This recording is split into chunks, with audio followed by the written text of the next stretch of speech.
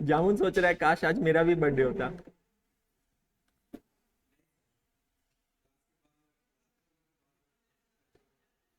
आपका बर्थडे कब आता है?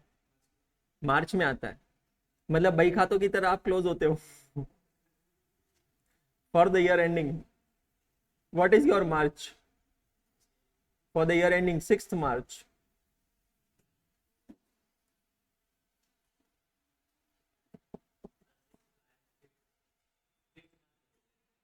हाँ, आज सुबह तो एक बार लग रहा था कि क्लास ऑनलाइन करना पड़ेगा, बिकॉज स्केरी है।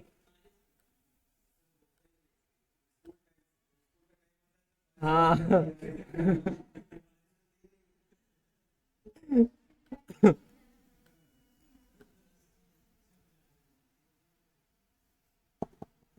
मेरे लिए सबसे बड़ा चैलेंज, आज सब जने है व्हाट्सएप ग्रुप पे, मतलब अगर ऐसा कभी होता है तो सब तक मैसेज पहुंच जाएगा। मेरे लिए सबसे बड़ा चैलेंज क्या है? एक तो हमारे प्रभु काका फोन यूज नहीं करते हैं, मोबाइल यूज नहीं करते है उनके पास, पर सिर्फ गाने सुनने के लिए वो। तो उनको कैसे रीच आउट करें? उनके बेटे को कॉल करना पड़ता है। और दूसरा, मुझे ऐसा डर लग रहा था कि अगर बहुत तेज बारिश की वजह से सपोज ऑफलाइन नहीं लेकर ऑनलाइन करना पड़ा, तो कुछ एक दो तीन लोग होंगे ही जो यहाँ आकर बैठ जाएंगे बाहर, उन तक मैसेज कैसे पहुंचेगा? आप ही का चेहरा मेरे को ख्याल में आ रहा था, मैंने कहा ये तो आकर बैठ ही जाएगा बाहर you are not there on the WhatsApp group. इसलिए मैंने कहा आज मैं सबको बोल दूंगा कि अभी जब तक बारिश हो रही है ना, तो रोज सुबह हॉस्टल से निकलने से पहले एक बार व्हाट्सएप ग्रुप चेक कर लेना। Any which ways, tomorrow is Muharram, so tomorrow we'll have to meet online only because of Muharram. हम ऑफलाइन सेंटर ऑफ रखेंगे कल। It's a national holiday, so we won't be keeping it on. So classes तो होगी but online होगी कल की।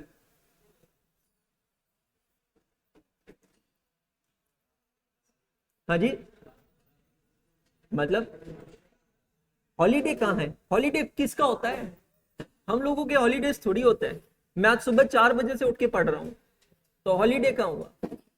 मैं जब सीए बन रहा था तब मैं सोचता था कि भाई एक बार सीए बन गया ना, मैं किताबों को हाथ नहीं लगाऊंगा।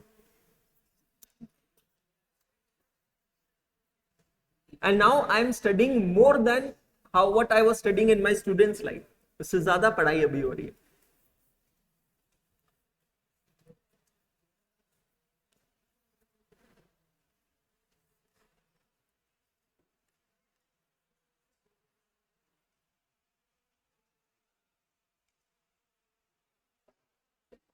But please take utmost care of yourself, all the students watching online and all of you offline. Change in climate के वजह से हाई प्रोबेबिलिटी है कि बीमार पड़ जाए, है ना? देवर जी, ओ देवर जी उठो, भाभी आइए। अबे टी शर्ट निकाल के साफ करना बेंच। ओहो, भाभी की दीदी भी आई है अंदर। पूरे बिहार को एक ही लाइन में बैठा लेते हो क्या आप? पहले मुझे याद है शालिनी जब नई नई आई थी क्लास में, पीछे से अकेली बैठी थी टांगे लंबी करके। अब देखो सबसे मिलने लगी है, बात करने लगी, और तब जब क्लास खत्म होने वाली है, सो इट इज लाइक वो आपने मीम देखा है कि एक बच्चा एग्जाम देता है, उसको कुछ आंसर नहीं आते हैं, और जैसे ही आंसर आता है बेल बज जाती है। अमेजिंग। चलिए, good morning all of you. Homework question number 11, 12, 13 check करें। सबसे पहले क्वेश्चन नंबर 13, क्योंकि सबसे आसान है ना, रिवर्स करते हैं। सबसे आसान है। मेसर्स जीबा private limited allotted and standard time of 40 hours for a job at the rate of ₹75। The actual time taken is 30 hours. और क्या चाहिए जिंदगी में? सारा डेटा अवेलेबल है। Standard hours 40, actual hours 30, time saved 10, rate per hour 75। You are required to calculate the total earnings under the following plans. PYQ है मई 2019 का, और क्वेश्चन नंबर 1 है ये। क्वेश्चन नंबर 1 का महत्व और बढ़ जाता है बिकॉज वो कंपलसरी क्वेश्चन होता है, ठीक है? तो हाल से में आपको अमाउंट निकालना है। कैसे निकालेंगे? आवर्स वर्क, मतलब actual hours 30 into rate per hour 75, memory plus 50% of time saved, time save कितना है 5 घंटे into rate per hour, memory plus memory return, is it coming 2625? Check all of you, check कीजिएगा, सभी का ये answer आया। Rowan's plan, what is the formula? सभी जने रिवाइज करेंगे और मैं उम्मीद करता हूं ये फॉर्मूला बुक में चले गए होंगे, प्लान्स पीछे है ना। Hours work 30 into rate per hour 75, basic wages हो गए 2250, memory plus plus actual hours upon standard hours, actual hours है 30, स्टैंडर्ड आवर्स है 40, मतलब अगर आप इसका रेशियो देखोगे वो होगा 0.75 into time saved into rate per hour, time saved है 10 घंटे, रेट पर आवर है 75 into 0.75 memory plus memory return, is it coming to 812.50? Check all of you, आया सभी का answer? Time wage system, what is the meaning of time wage system? Where the wages are paid on the basis of the time work, कितने घंटे काम किया है उसके basis पर जब वेजेस मिलते हैं तो उसको कहता है time wage system. Simple formula क्या होगा? Hours work into rate per hour, hours work कितने 30 इंटू 75 2250। चेक कीजिएगा, चेक कीजिएगा सभी जन, ये पीस रेट कैसे निकाल? नंबर ऑफ यूनिट्स तो दिए ही नहीं है, कंफ्यूज्ड, नंबर ऑफ यूनिट्स तो दिए ही नहीं है यहां पर। स्टैंडर्ड टाइम दिया है 40 hour for a job at the rate of ₹75, ठीक है। Actual time is 30 hours, you are required to calculate the total earnings under the following plans. Unit के बारे में तो कहीं बात ही नहीं की है, और पीस रेट सिस्टम के अंदर तो यूनिट भी होना चाहिए। ये क्या कंफ्यूजन है, मैं आपको दिखाता हूं क्या कंफ्यूजन है। Okay, just give me 1 minute, मैं आपको इसके PYQ में लेकर चलता हूं। PYQ है मई 2019 का, ओके मई 2019 का PYQ, यप। सो मई 19 का PYQ आप यहां पर देख रहे हैं, ये क्वेश्चन नंबर 1B है, आप देख सकते हैं। अरे ऑनलाइन वाले नहीं देख सकते हैं, उनको दिखाता हूं मैं, एक ही मिनट बच्चों, एक ही मिनट। होशो થઈ ગયું, नो प्रॉब्लम।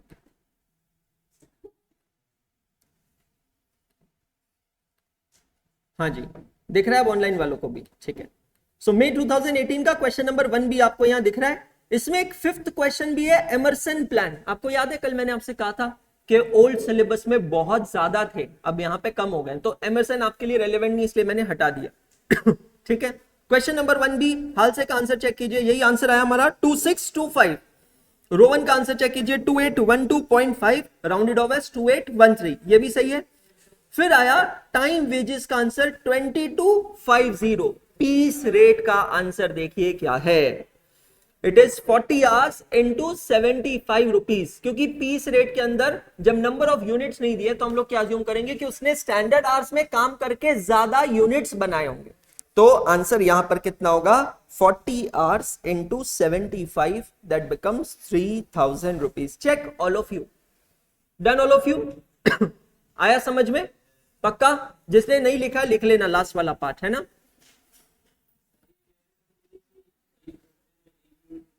ऐसा मैंने बोला ही नहीं, नहीं 40 आवर्स का मतलब है कि आपने स्टैंडर्ड आवर्स जितना करना चाहिए था उतना काम किया, लेकिन उसमें ज्यादा यूनिट्स बनाए, मतलब with standard hours you have produced more number of units।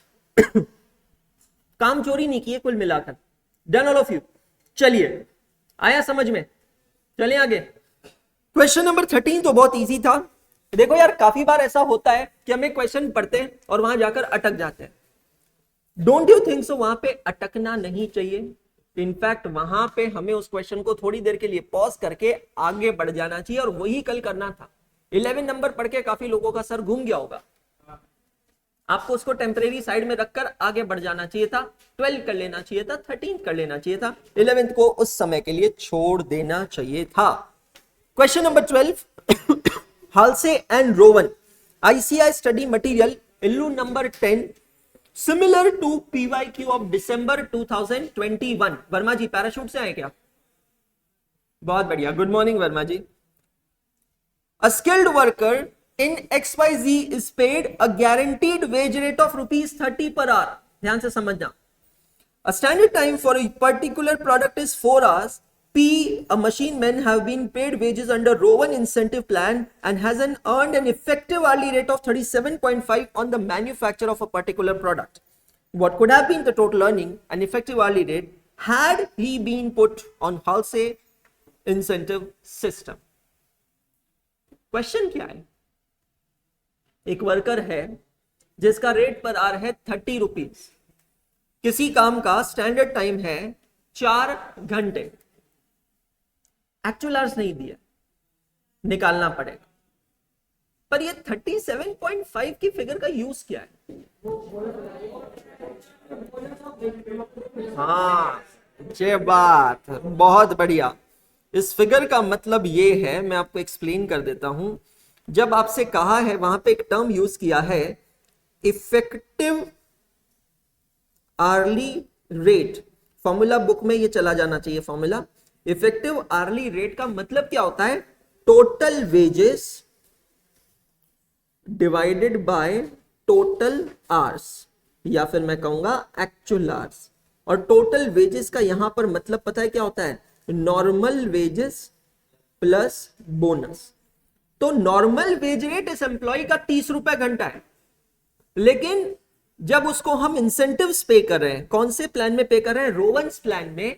तो वो जो टोटल अर्निंग उसकी बन रही है, उसको अगर मैं टोटल आवर्स एक्चुअल आवर्स से डिवाइड करूं तो वो कितना होता है? 37.5.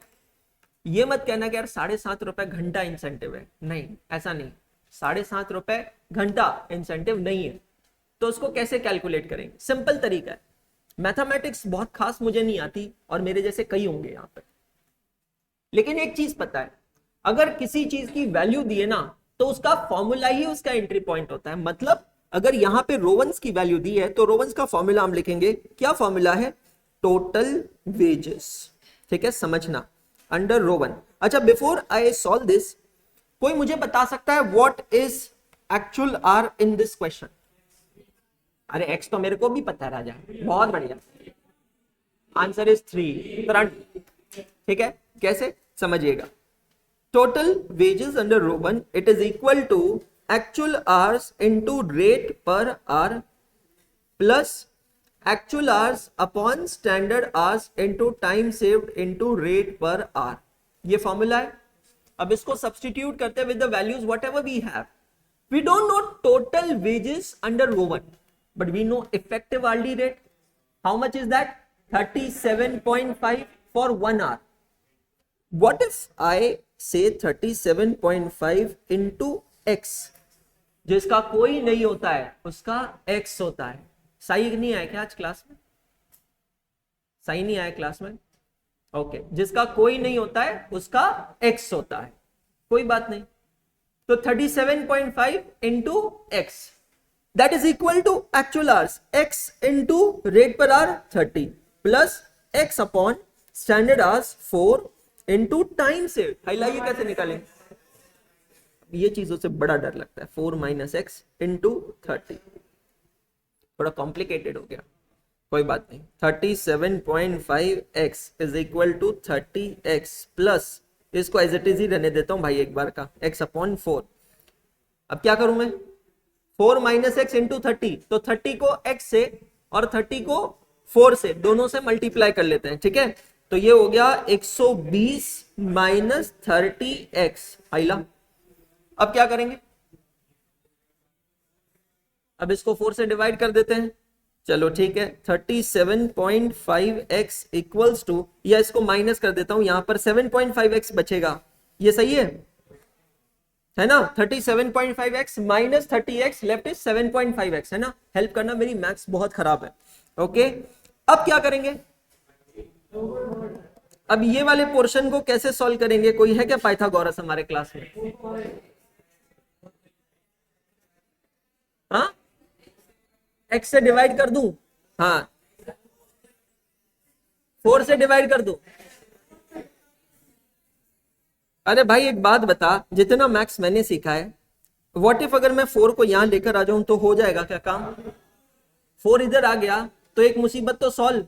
अब ब्रैकेट को ओपन कर लेते हैं, ब्रैकेट को ओपन किया तो 120x माइनस 30x स्क्वायर, इसकी जरूरत नहीं थी पर जबरदस्ती आ गया बीच में, कोई बात नहीं।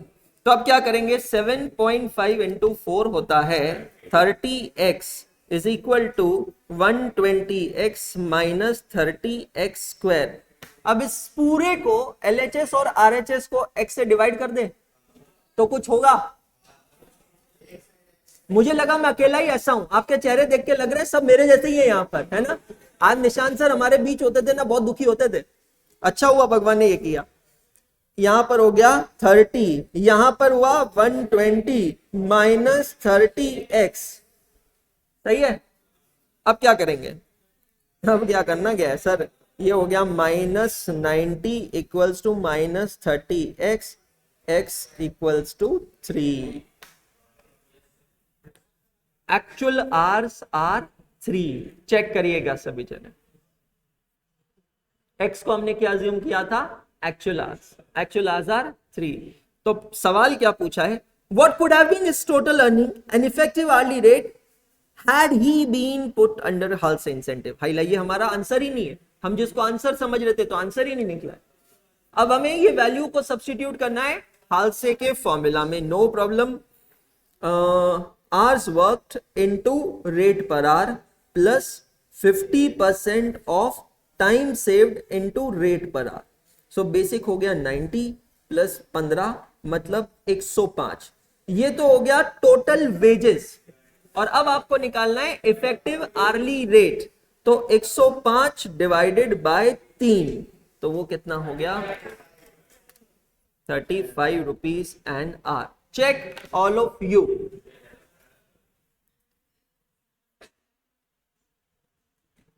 चेष्टा Cheshti, both of you got answer.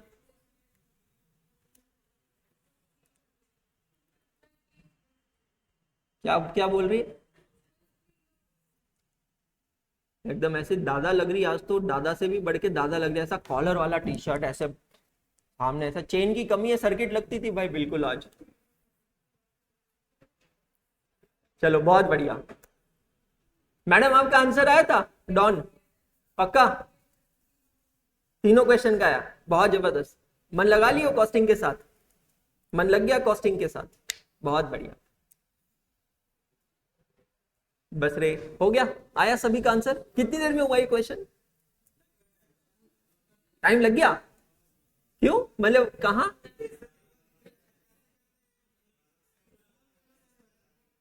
मतलब मैथमेटिक्स की वजह से टाइम लगा।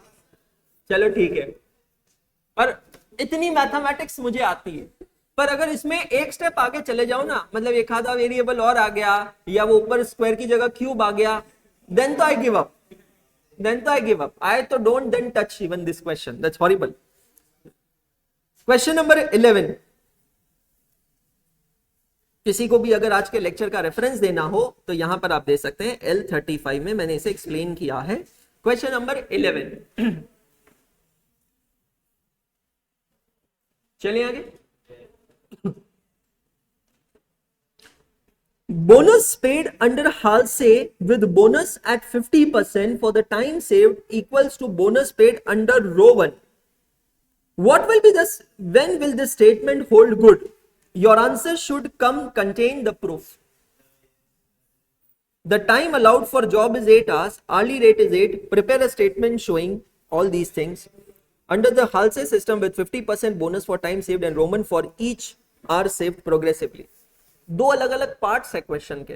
पहला पार्ट कहता है कि bonus paid under Halsey plan with bonus at 50% of time saved equals the bonus paid under the Rowan 1। When this statement will hold good, क्या लगता है आपको?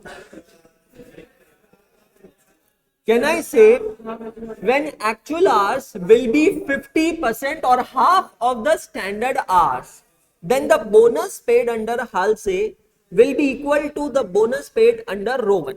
सर ऐसा क्यों, मैं आपको एक्सप्लेन करता हूं, ध्यान से देखना। अगर आप हाल्से का फॉर्मूला देखेंगे, रोवन के फॉर्मूला का ये वाला जो पार्ट है ना, actual hours upon standard hours, आपको नहीं लगता यहां से हमें बोनस का परसेंटेज पता चलता है? तो अगर मेरा एक्चुअल आर मेरे स्टैंडर्ड आवर्स का हाफ रहा, मतलब सपोज करिए एग्जांपल लेते हैं, स्टैंडर्ड आर इज 10 आवर्स और एक्चुअल आर इज 5 आवर्स, तो ये वाला पार्ट जो है फॉर्मूला का इट विल बी 0.5 और 50%, which will match with Halsey's formula 50%। तो उस केस में bonus payable under Halsey will equal to bonus payable under Rowan's. Clear हो गया सब लोगों को? पक्का? तो मॉड्यूल से ही डायरेक्टली चेक करते हैं। Illu number 9 ICM module 6 7 module 9 okay, check करिए। तो इन्होंने यहां पर एक्सप्लेन करके प्रूफ किया है जो हमने अभी डिस्कस किया था। Bonus under Halsey will equal to bonus under Rowan plan when the following conditions hold good. So condition क्या है? Actual hours are 50% of standard hours. ये क्लियर हो गया सभी को? सेकेंड क्वेश्चन देखिए क्या है यहां पर। The time allowed for job is 8 hours, can I take it as standard hours? The hourly rate is ₹8, okay. Prepare a statement showing the bonus earned, the total earnings of an employee and the hourly earnings under the Halsey system with 50% of the time saved and Roman system for each hour saved progressively। अब इसका मतलब क्या? ये question interpret नहीं कर पाए होंगे काफी लोग, है ना, कि इसको करना कैसे, क्योंकि एक्चुअल आवर्स तो दिए ही नहीं है, स्टैंडर्ड आवर्स दिए आपको 8। पहली बात, कुछ महीनों बाद आप सीए फाइनल की तैयारी चालू करेंगे ना चालू।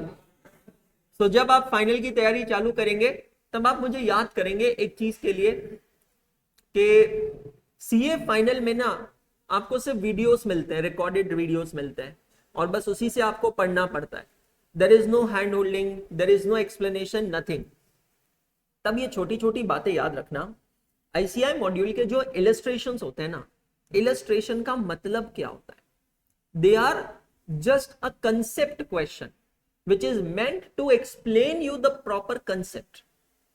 आपका इंटेंशन वहां पर ये नहीं होना चाहिए कि ये डिट्टो क्वेश्चन एग्जाम में आएगा क्या। एग्जाम में एम्बिग्यूअस क्वेश्चंस नहीं आते। एम्बिग्यूअस क्वेश्चंस मतलब जो पूरी तरह क्लियर ना हो। Examination questions are very crystal clear, unambiguous questions होते हैं। यहां पर इस क्वेश्चन के अंदर आईसीआई आपको सिखाना चाहता है कि सपोज करिए एक पर्सन है जिसका आर्ली रेट है 8 रुपए और स्टैंडर्ड टाइम एक काम का है 8 घंटे। तो आपको एक स्टेटमेंट बनाना है जिसमें 3 आंसर्स निकालने हैं। क्या 3 आंसर्स निकालने हैं? उसका बोनस कितना होगा, टोटल अर्निंग कितनी होगी। जब मैं कहता हूं टोटल अर्निंग तो मतलब होता है नॉर्मल वेजेस प्लस बोनस, और इफेक्टिव आर्ली अर्निंग निकालना है अंडर हाल्से एंड रोवन।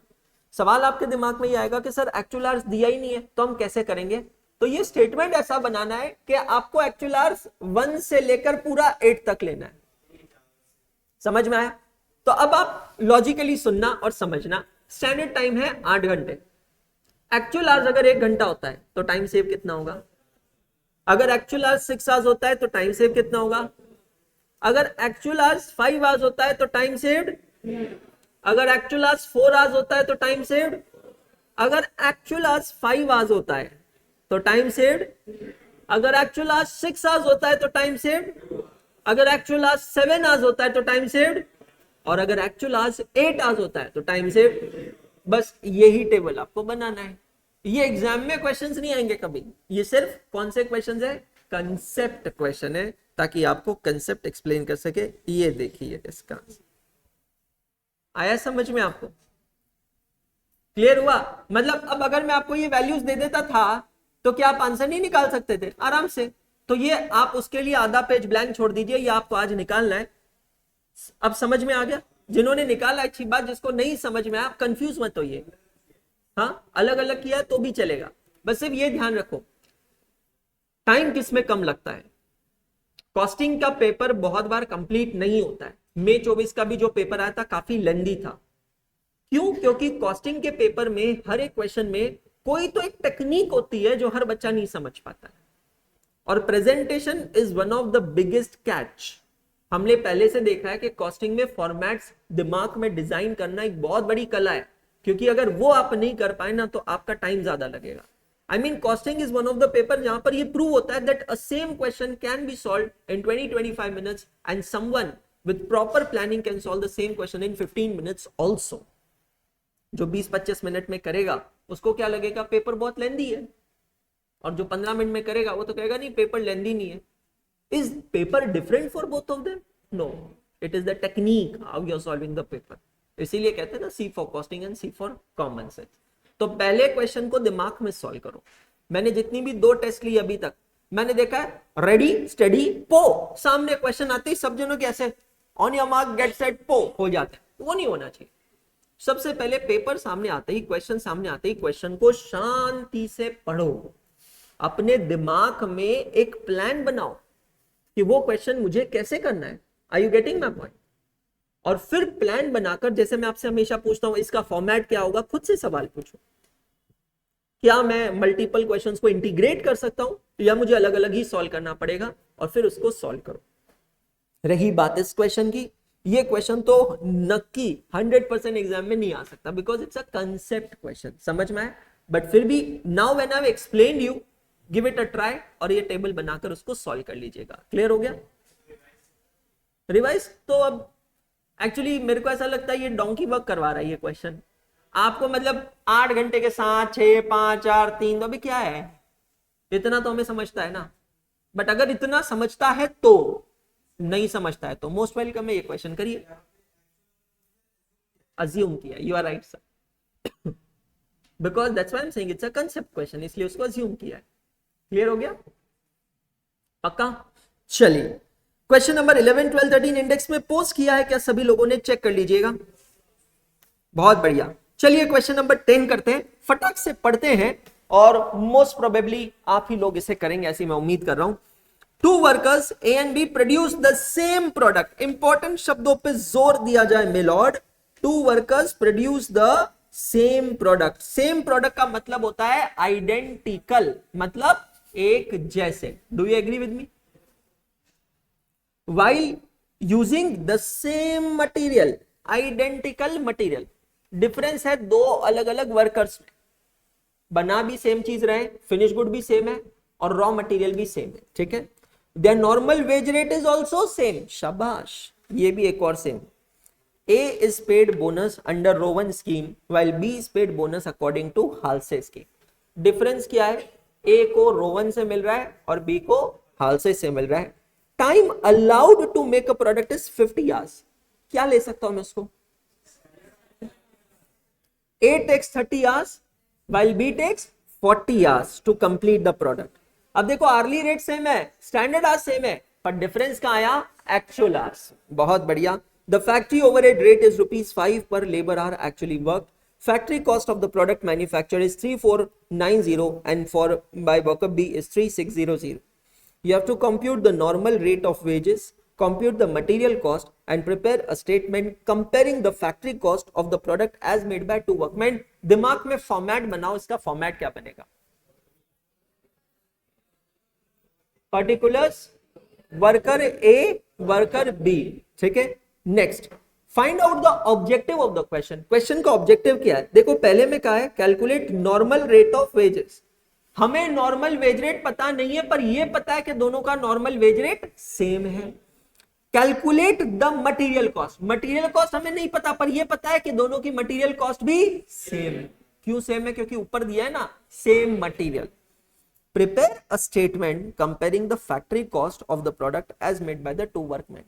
हम लोग पूरी कोशिश करेंगे कि ये तीनों सवालों का जवाब एक ही स्टेटमेंट में निकल जाए। प्रैक्टिकली पॉसिबल है ना, हम कर सकते हैं। Let's do it. Question number 10/AAA/3.10। Question number 10/AAA/3.10।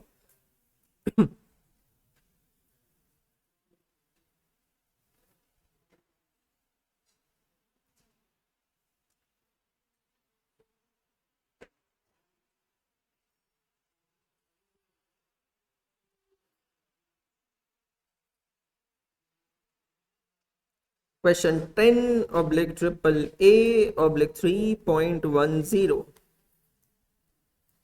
कोई आज सच रॉकेट साइंस यहां पर है नहीं, कोई फॉर्मेट मेजर यहां पर है नहीं। मैं लिखता हूं पर्टिकुलर्स, उसके बाद में लिखता हूं वर्कर ए और फिर वर्कर बी। मुझे जहां तक समझ में आ रहा है दोस्तों, यहां पर हमें एक तरीके की कॉस्ट शीट बनानी पड़ेगी बिकॉज नीचे लास्ट लाइन में यहां पर हाईलाइट कर रहा हूं पढ़ के, the factory cost of product manufactured is this much and what is the meaning of factory cost? Prime cost plus factory overheads. और प्राइम कॉस्ट में दो चीजें आएगी, एक है डायरेक्ट मटेरियल जो हमें पता नहीं है, दूसरा है डायरेक्ट वेजेस जो हम वर्किंग नोट नंबर 1 बनाकर निकाल सकते हैं, और तीसरा है फैक्ट्री ओवरहेड्स। मतलब अगर मैं प्राइम कॉस्ट अलग से नहीं भी निकालता हूं तो चलेगा ना, मुझे डायरेक्टली फैक्ट्री कॉस्ट मिली है, फैक्ट्री ओवरहेड। ठीक है, क्या कर लिया क्या? क्यों ऐसा लगा आपको? वाह, बड़े हो गए हैं बच्चे, बहुत बढ़िया। कोई बात नहीं, जिन्होंने नहीं किया ध्यान दीजिए। फैक्ट्री ओवरहेड्स रेट इज 5 पर पर्सन आर एक्चुअली वर्क। ठीक है वर्कर ए के आवर्स वर्क कितने हैं? 30, तो 30 इंटू 5 होगा, राइट। और वर्कर बी के 40, तो 40 इंटू 5, जो वैल्यूज निकाल सकते हैं डायरेक्टली लिख लेते हैं, 150 एंड 200। सही लिखा है। और अब मैं यहां पर लिखता हूं फैक्ट्री कॉस्ट। फैक्ट्री कॉस्ट कितना दिया है? फिगर्स दिए 34903600, 34903600। क्लियर है सभी को यहां तक? हम बिल्कुल एक आर्किटेक्ट की तरह काम कर रहे हैं। बिल्डिंग की नींव रखी, फिर हमने कॉलम्स बनाए, प्लिंथ लेवल तक डेवलप कर दिया, स्लैब डाल दिया, अब एक एक करके डेकोरेशन करेंगे, है ना। ठीक है, दिख नहीं रहा इसमें, ये आपके आगे सब लंबे लंबे बैठे हैं ना, इसीलिए। हाँ, working note number 1, labour cost निकालेंगे। वर्कर ए, वर्कर ए को कैसे पे कर रहे हैं? रो 1 से पे कर रहे हैं, रो 1 सी तेरी बोली। ओके, सो वर्कर ए को रो 1 से पे कर रहे हैं। भाभी जी हंस रही है, ओ भाभी, हाँ भाई। आर्ली रेट पता है क्या? आर्ली रेट पता है? नहीं, तो हम क्या लेंगे? साई एक्स, तो hours worked into rate per hour plus actual hours. Actual hours कितने दिए? 30 अपॉन स्टैंडर्ड आवर्स कितने हैं? 50 या 50 दिए ना भाई।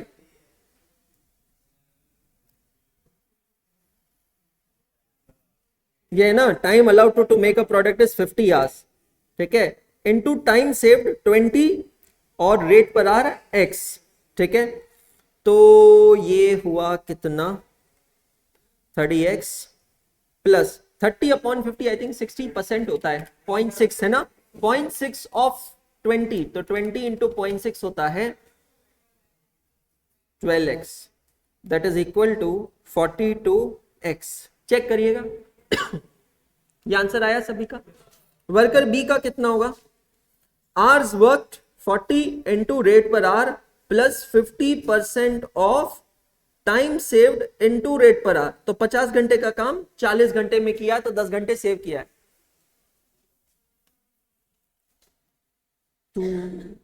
तू है वही दिल ने जिसे, हाँ भैया कितनी याद आ रही है कि हाल से और रोवन के बीच में, मतलब भैया की याद आ गई। तू नहीं तो थारो फोटो पन हाल से, बहुत बढ़िया। एक से बढ़ के एक महारथी है हमारे क्लास में।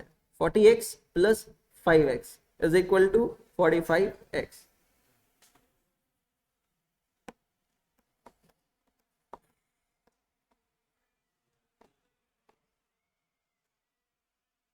गैस निकल रही है किसी की?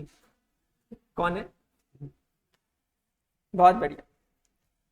क्या करें आगे, कैसे बढ़े? फिर से मैथमेटिक्स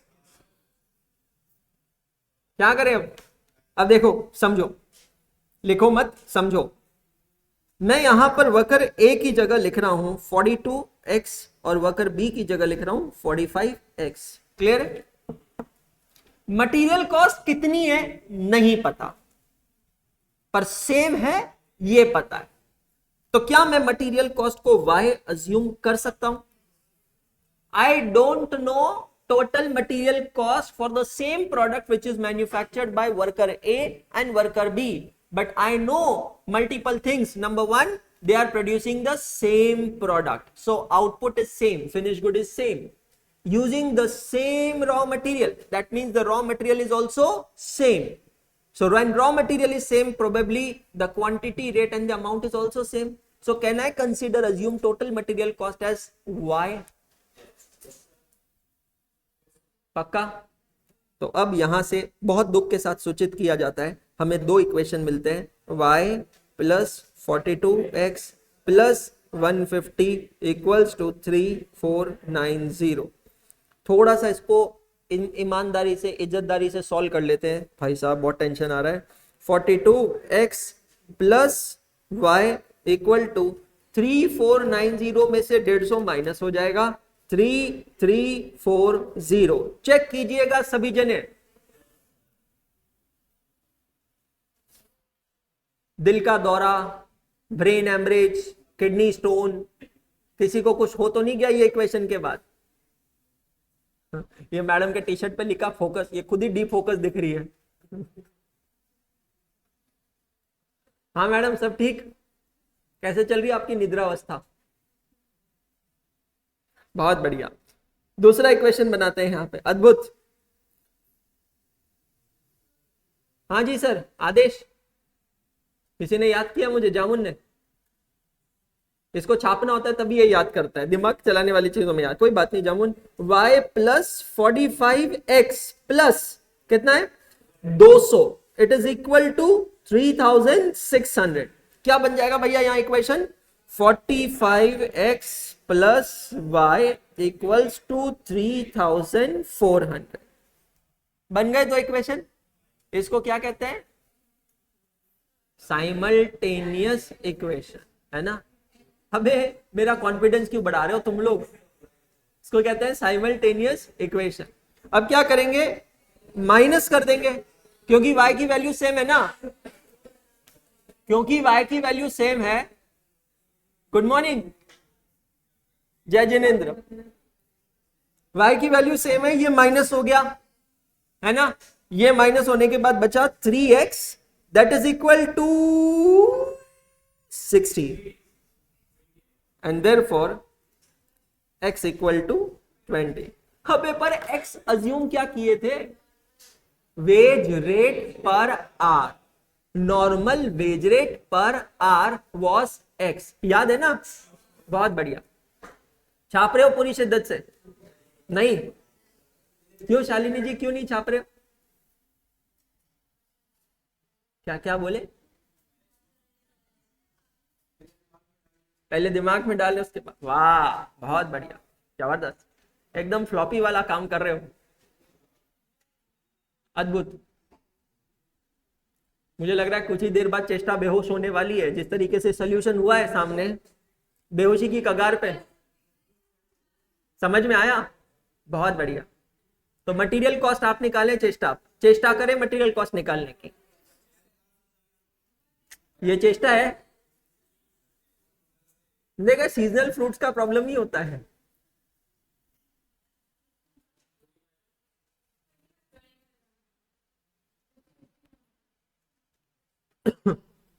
एक्स की वैल्यू पता चल गई 20 रुपए पर आर। अब यहां पर 42x है, तो 42 इंटू 20 हो जाएगा 840 रुपए, है ना? और यहां पर 45x, तो 45 इंटू 20 होगा 900 रुपए। बहुत बढ़िया। उसके बाद y, अब y तो यार बैलेंसिंग फिगर निकल जाएगा ना, रिवर्स कैलकुलेशन कीजिएगा। 3490 minus factory overheads 150 minus labour cost 840। Check कीजिएगा क्या ये बैलेंसिंग फिगर 2500 रुपए आ रहा है क्या? और अगर सब कुछ सही है ना, तो वर्कर बी के केस में भी 2500 आना चाहिए। चेक कीजिएगा क्या ये वापस 2500 आ रहा है क्या? क्लियर? थर्ड नंबर क्वेश्चन अभी सॉल्व हुआ है। फर्स्ट और सेकंड का आंसर क्लियरली दिख नहीं रहा है, आंसर दिखाना पड़ेगा। क्वेश्चन नंबर 1 क्या है? Compute the normal rate of wages. चलिए जी लिखते हैं, normal wage rate is equal to ₹20 per hour. Second question, compute the material cost. बहुत बढ़िया, मटेरियल कॉस्ट कितना है बेटा जी? 2500। चेक कीजिएगा।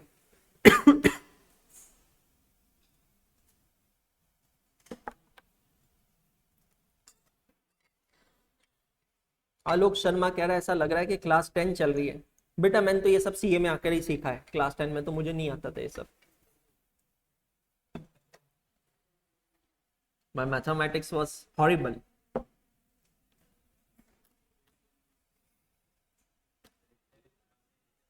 हाँ नहीं नहीं भाई, मेरी मैथ्स बहुत हॉरिबल थी, अभी भी है। Done all of you? Deepansh भाई, जेपा पक्का? चलिए रेफरेंस लीजिए, lecture number 35, write down page number, reference and page number.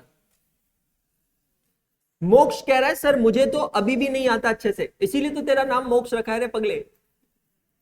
बिल्कुल सही नाम है, मोक्ष। मोक्ष की प्राप्ति होगी। तेरी शादी अगर प्राप्ति नाम की लड़की से हुई तो सोच क्या सही टैगलाइन बनेगी, मोक्ष की प्राप्ति हुई। I think you should actually look for a girl named प्राप्ति। So मोक्ष की प्राप्ति हुई, कितना सही होगा। आजकल शादियों में टैगलाइन बनाते हैं ना, लोगोस बनाते हैं, टैगलाइन बनाते हैं, क्या सही बनेगा यार, अमेजिंग। फिर तेरी शादी में कौवे भी आएंगे खाना खाने के। मोक्ष की प्राप्ति।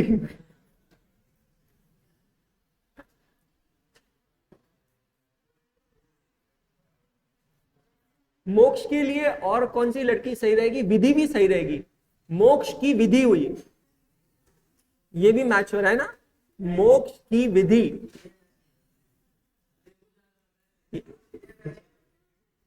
या विधि से मोक्ष मिला ये ज्यादा बेटर है, विधि से मोक्ष मिला। That's nice. अच्छा क्लास में विधि भी है, oh my God that's amazing.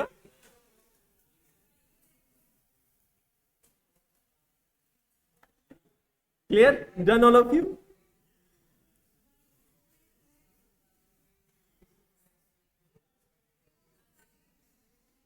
बोल बेविधि, बोल बेविधि।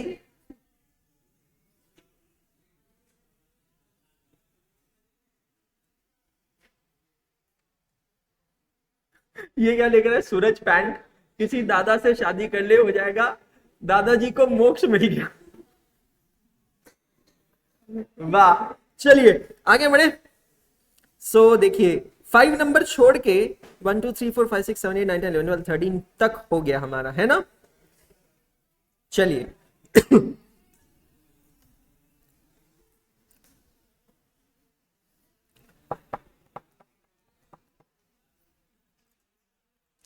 आप लोग जब चार्टर्ड अकाउंटेंट्स बन जाएंगे, जब भी बन जाएंगे, कभी दिमाग में हंस क्यों रहे इस बात पे कि आप लोग चार्टर्ड अकाउंटेंट्स बन जाएंगे? विश्वास नहीं हो रहा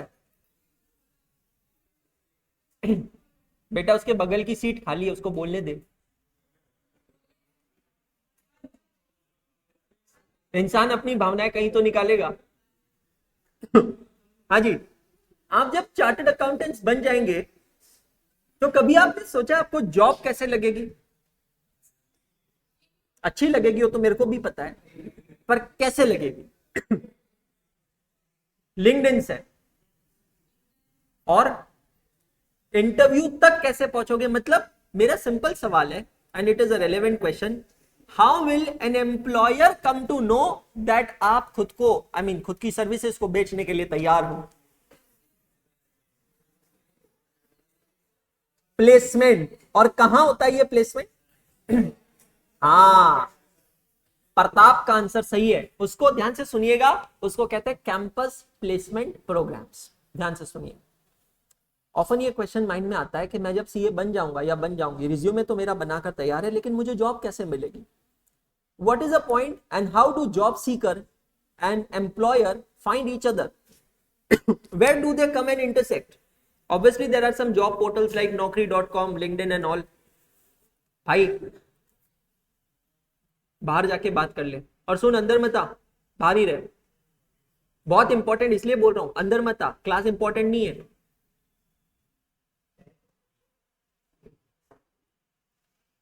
और क्लास में किसी को भी आगे से फोन उठाना, मैं अभी बोल रहा हूं, बाहर जाके फोन उठाया करो और प्लीज अंदर मत आया करो, क्योंकि मेरे को बहुत डिस्टर्ब करता है क्लास में फोन उठाना। क्लियर हो गया? चलो आओ वापस। कैंपस प्लेसमेंट प्रोग्राम क्या होता है? अब आप अगर एक सेंस में सोचोगे तो ICAI जो है, ICAI एक फैक्ट्री है, और आप सब लोग उस फैक्ट्री का पता है क्या हो? फिनिश्ड गुड्स हो। अभी तो WIPO, जब बन जाओगे तो फिनिश गुड्स हो, मतलब आप इन्वेंट्री हो। ICAI अपनी इन्वेंट्री बेचना चाहता है। देखो ICAI सर्विस सेक्टर में, समझना, इंस्टीट्यूट, कल परसों मेरा किसके साथ डिस्कशन हो रहा था, कोई एक इंटरव्यू चल रहा था, उसमें किसी ने मुझसे पूछा कि सर CA को इतनी वैल्यू क्यों है और CMA को इतनी वैल्यू क्यों नहीं है। बहुत अच्छा सवाल है। उसका आंसर ये है कि CA इंस्टीट्यूट जो है ना, वो अपने मेंबर्स की वर्थ बनाने के लिए, वैल्यू बनाने के लिए बहुत मेहनत करता है। जो हमारे सेंट्रल काउंसिल मेंबर्स हैं, ये सेंट्रल काउंसिल मेंबर्स गवर्नमेंट के पास जाते हैं ताकि हम लोगों के लिए एम्प्लॉयमेंट जनरेट कर सके। आपकी जानकारी के लिए मैं आपको बता दूं कि इनकम टैक्स सेक्शन 44AB का ऑडिट करने की अथॉरिटी पहले STP और ITP को भी थी। STP का फुल फॉर्म है सेल्स टैक्स प्रैक्टिशनर्स और ITP का फुल फॉर्म है इनकम टैक्स प्रैक्टिशनर्स। ये बात मैं जब CA कर रहा था तब की भी है, मैंने STP ITP को देखा, और आज भी आप अगर Tier 2 Tier 3 सिटी में जाओगे आपको STP ITP दिख जाएंगे। ये कौन है मैं बताऊं? ये एक वकील है, प्रॉपर वकील है, जो सेल्स टैक्स और इनकम टैक्स में प्रैक्टिस करते हैं। जैसे वकील होते हैं ना क्रिमिनल लॉ, सिविल लॉ, वैसे इनकम टैक्स और सेल्स टैक्स के वकील होते हैं। इनको भी ऑडिट करने का अधिकार था, लेकिन ये तो हमारी CA इंस्टीट्यूट है जो CBDT के पास गया और CBDT के पास जाकर उनसे एक्सक्लूसिव राइट्स लेकर आए चार्टर्ड अकाउंटेंट्स के लिए। ये हमारी इंस्टीट्यूट है जो MCA में गए और उनको कहा कि कंपनी ऑडिट का अधिकार आप चार्टर्ड अकाउंटेंट्स को भी दीजिए।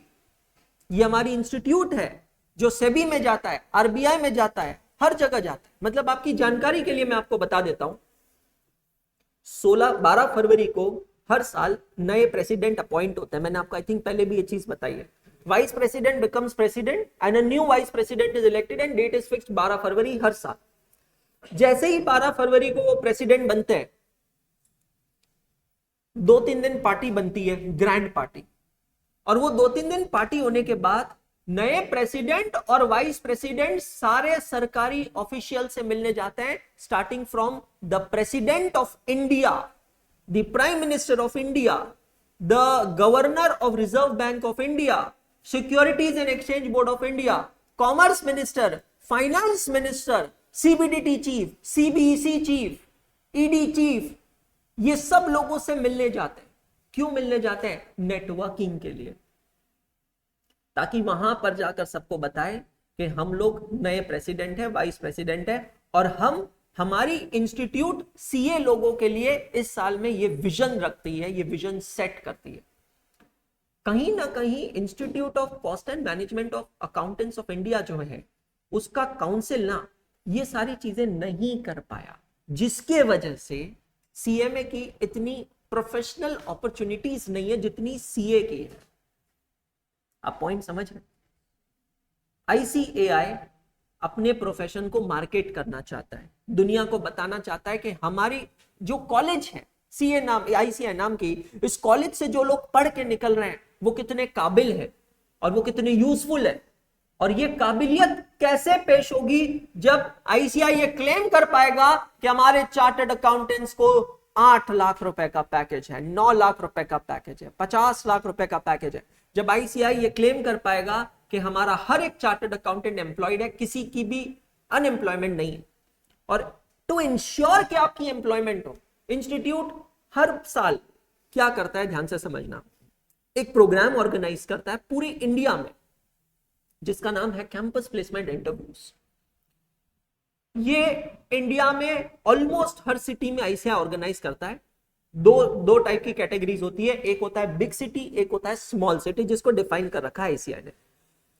एक पोर्टल बनाते हैं जहां पर फ्रेश क्वालिफाइड चार्टर्ड अकाउंटेंट्स अपना रिज्यूमे भरते हैं। आई रिमेंबर मुझे वो फिल करने में 2 से 2.5 घंटे लगे थे। आपकी छोटी छोटी स्किल्स को आपको वहां मार्केट करना पड़ता है, आपको बताना पड़ता है कि आपने सीए के अलावा और क्या क्या किया है, कितने अटेम्प्ट में किया है। ग्रुप 1 अलग से निकाला है, ग्रुप 2 अलग से निकाला है, तो एक एक का अटेम्प्ट सेलेक्ट कर कर मार्कशीट अपलोड करनी पड़ती है। पूरे गड़े मुर्दे उखाड़े जाते हैं 10वीं से। आपके अंदर जो भी आपने कोई छोटा सा भी सर्टिफिकेशन कोर्स अगर किया है तो आपको वहां मेंशन करना होता है, बिकॉज आप अकेले नहीं है। इस बार कितने लोग चार्टर्ड अकाउंटेंट बने? 20,000 चार्टर्ड अकाउंटेंट्स बने इस बार, 20,000। My dear friends, you will be standing in a perfectly competitive market the day you become a chartered accountant. And how will you claim a job if there is some distinct quality that you have? वो portal में आप data भरते हैं, ICI का एक database बन जाता है। समझ में आया? अब आईसीआई इनवाइट करता है सारे कॉर्पोरेट्स को, कंपनीज को, और ये कॉर्पोरेट्स को इनवाइट करता है कि हमारे पास चार्टर्ड अकाउंटेंट्स हैं, आप अगर हायर करना चाहते हैं तो हम आपके लिए एक फंक्शन ऑर्गेनाइज करते हैं जिसको कहते हैं कैंपस प्लेसमेंट इंटरव्यूज। ये कैंपस प्लेसमेंट इंटरव्यू एक ऐसा कॉमन पॉइंट होता है जहां पर जॉब सीकर्स और जॉब गिवर्स एक साथ एक जगह पे आके मिलते हैं। आपने ये जो डेटाबेस बनाया है, आईसीआई ये डेटाबेस को शेयर करता है इन सभी एम्प्लॉयर्स के साथ। सर ये एम्प्लॉयर्स में कौन कौन होते हैं? सब कोई होता है, manufacturing, retail, banking, investment, insurance, service industry, big force होते हैं, फॉरेनर्स भी होते हैं, फॉरेन कंपनीज भी होती है, सिर्फ इंडियन नहीं होती है, just for your information. Sir हमें कैसे पता चलता है? तो आप जब ये पोर्टफोलियो प्रोफाइल पे अपना डेटा भर देते हैं तो आपको वहां पर अप्लाई करना पड़ता है शहर के लिए। एक बड़ा शहर और एक छोटा शहर सेलेक्ट करना पड़ता है, फिर वो शहर के एम्प्लॉयर्स के साथ आपका डेटा शेयर किया जाता है। अब आगे आपकी किस्मत। The company now shortlist the candidates and if you are shortlisted you are called for the interview. सिर्फ इंटरव्यू कैसा होता है, कितने राउंड्स होते हैं, वो कंपनी की पॉलिसी है। जैसे मैंने आपको एक बार बताया था कि टाटा कंसल्टेंसी सर्विसेज ने जब मुझे शॉर्टलिस्ट किया था तो उनका पहला राउंड ऑफ इंटरव्यू जो था टीसीएस का, वो था ग्रुप डिस्कशन, जीडी, जिसमें काफी लोग एलिमिनेट हो जाते हैं, मतलब मास किलिंग होती है उसमें, मतलब कुछ ही लोग सेलेक्ट होते हैं। उसके बाद रिटन इंटरव्यू, उसके बाद level 1 personal interview, level 2 personal interview, फिर एचआर इंटरव्यू। ये 5 स्टेजेस के बाद सिलेक्शन था। मेरा सिलेक्शन डेलॉइट में हुआ था।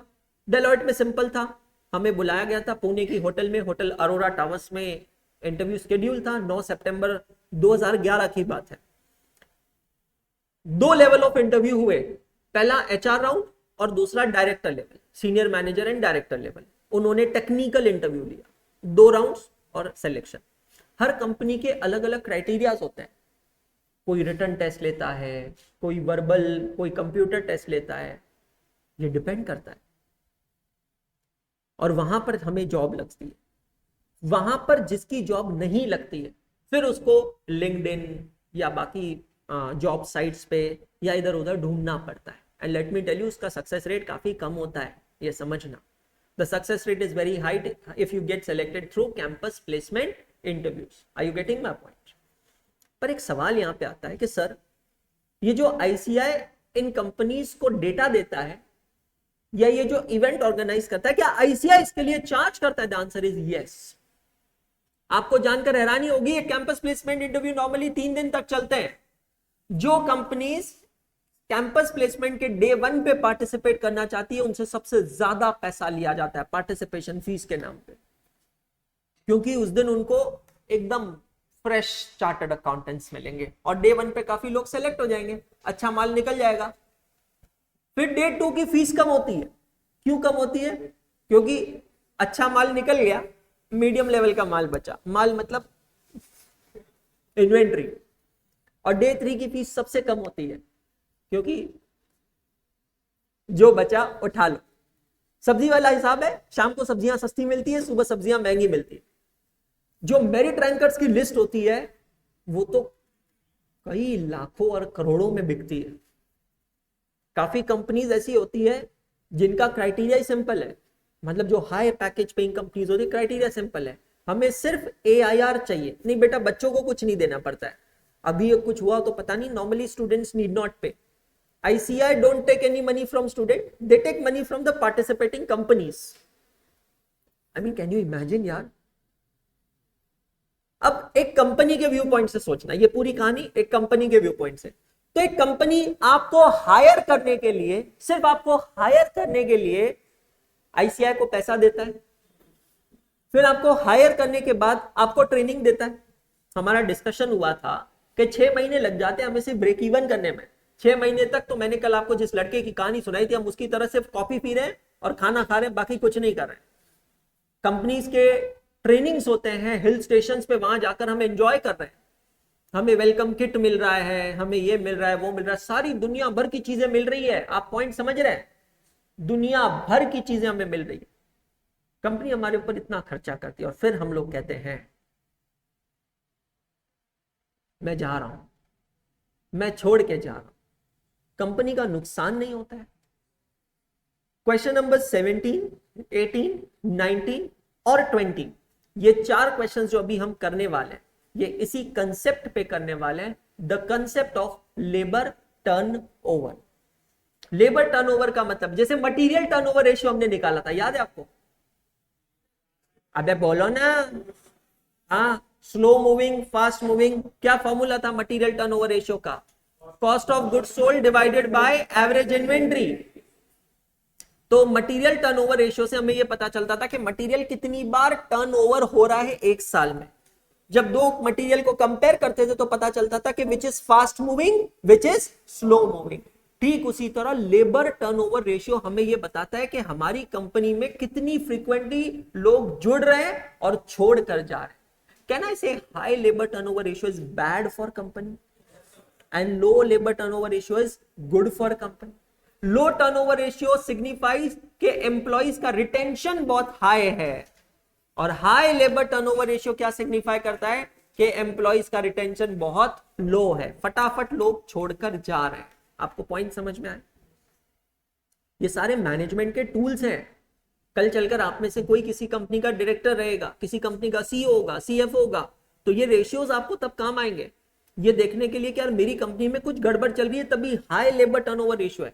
Something is not right because of which people are joining and leaving, joining and leaving. ये लेबर टर्नओवर रेशियोज का कैलकुलेशन हम सीखेंगे। इसके 4 रेशियोज हैं जो हम लोगों को पढ़ना है।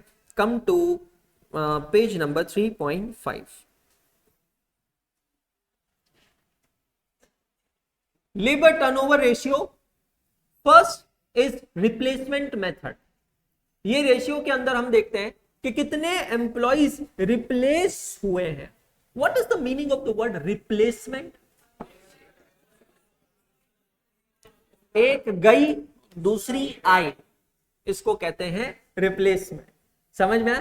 पर ऑलरेडी एक है और दूसरी भी आई, आयुष, उसको क्या कहेंगे?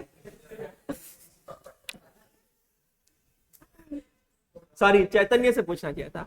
ऑलरेडी एक है चैतन्य और दूसरा आया, तो उसको क्या कहेंगे? Addition.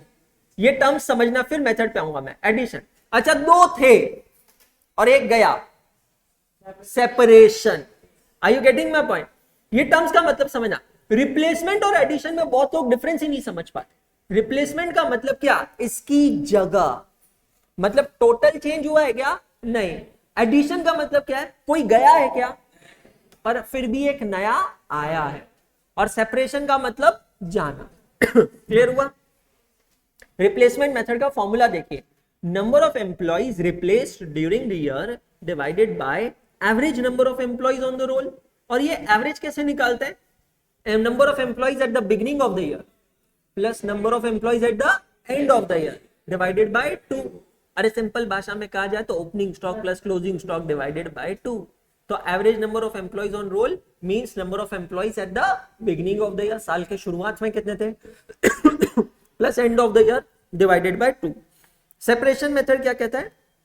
Number of employees separated during the year, separated मतलब जो हमें छोड़ के गए, divided by average number of employees. Accession method पहले पढ़ते हैं। एक्सेशन का फॉर्मूला देखिएगा, रिप्लेसमेंट प्लस एडिशन। ये जो एक्सेशन वर्ड है ना, वर्ड कहां से बनता है? It is meant from the word access, मतलब कितने लोगों ने हमारी कंपनी को एक्सेस किया है, आगे आए हैं। अब जो हमारे कंपनी में आए हैं वो दो लोग तरीके के लोग होंगे। एक, वो क्यों आए? बिकॉज वो किसी की जगह पे आए, मतलब रिप्लेसमेंट। और दूसरा, वो बिल्कुल नए आए, मतलब एडिशन। तो replacement plus addition it means accession. समझ में आया? फिर आता है लास्ट, फ्लक्स मेथड। इस पे काफी बार क्वेश्चंस आए, ये फॉर्मूलाज बाद में फॉर्मूला बुक में लिख लेना, अभी नहीं बाद में। क्वेश्चन नंबर 1 में और क्वेश्चन नंबर 6 में, याद है ना? क्वेश्चन नंबर 6 मैंने आपसे कहा था थ्योरी क्वेश्चंस होते हैं और स्मॉल क्वेश्चंस होते हैं, वहां पर ये आ चुका है। फ्लक्स मेथड का फॉर्मूला देखिएगा, number of employees separated plus number of employees accessed divided by average number of employees on the roll. Clear हो गया? पक्का? तो simply put up the values and get the answers. Question number 17 on your screen.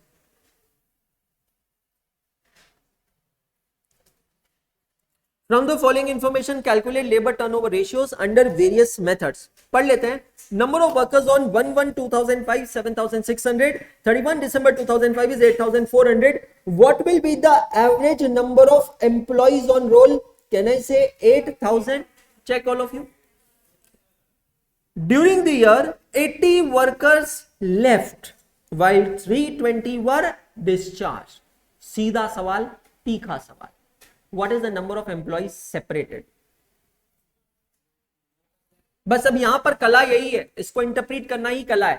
What is the number of employees separated? कैसे आया 400? Sir 80 left, अपनी मर्जी से छोड़ के गए, और 320 वर डिस्चार्ज, हमारी मर्जी से छोड़ दिया। भाई सेपरेट कितने हुए? मर्जी से इंपॉर्टेंट नहीं है, 400 लोग, है ना? चलिए, come to your registers, write down question 17 oblique triple A oblique page number.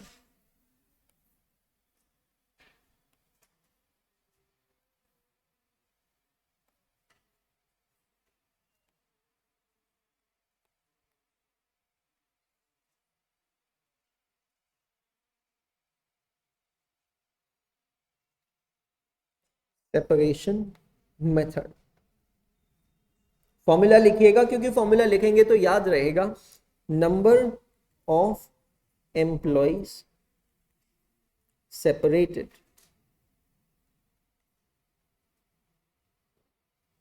Divided by average number of employees on roll, multiply by 100 करेंगे तो यही रेशियो में किस में मिलेगा? परसेंटेज में मिलेगा। Correct? Number of employees separated 80 plus 320, ये खुद के लिए लिख के रखना, नहीं तो रिवीजन के समय याद नहीं आएगा 400 कहां से आया। Average number of employees 8000 into 100,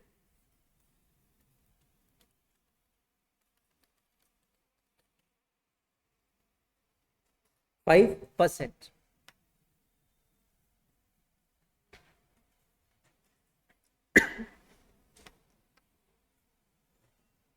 clear हुआ सभी को?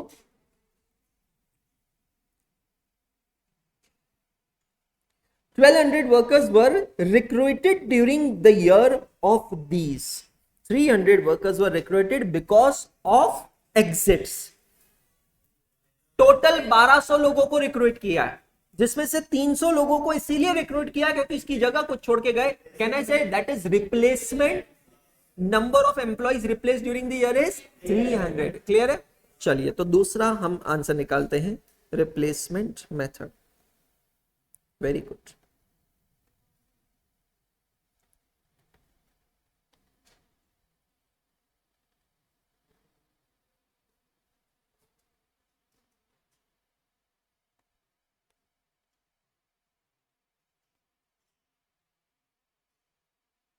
Number of employees replaced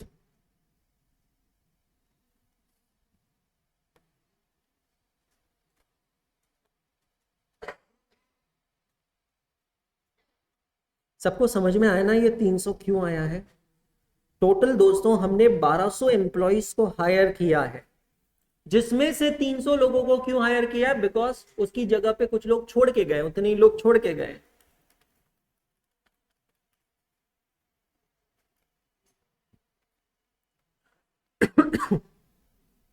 क्या मैं ये 1200 की फिगर को एक्सेशन कह सकता हूं? एक बार बुक में पेज टर्न करके फॉर्मूला देखिए। नंबर ऑफ एम्प्लॉइज एक्सेस का मतलब क्या है? Replacement plus addition. एक्सेशन 1500 नहीं होगा ना बेटा, 1200 होगा। Replacement plus addition is 1200, it's not 1500।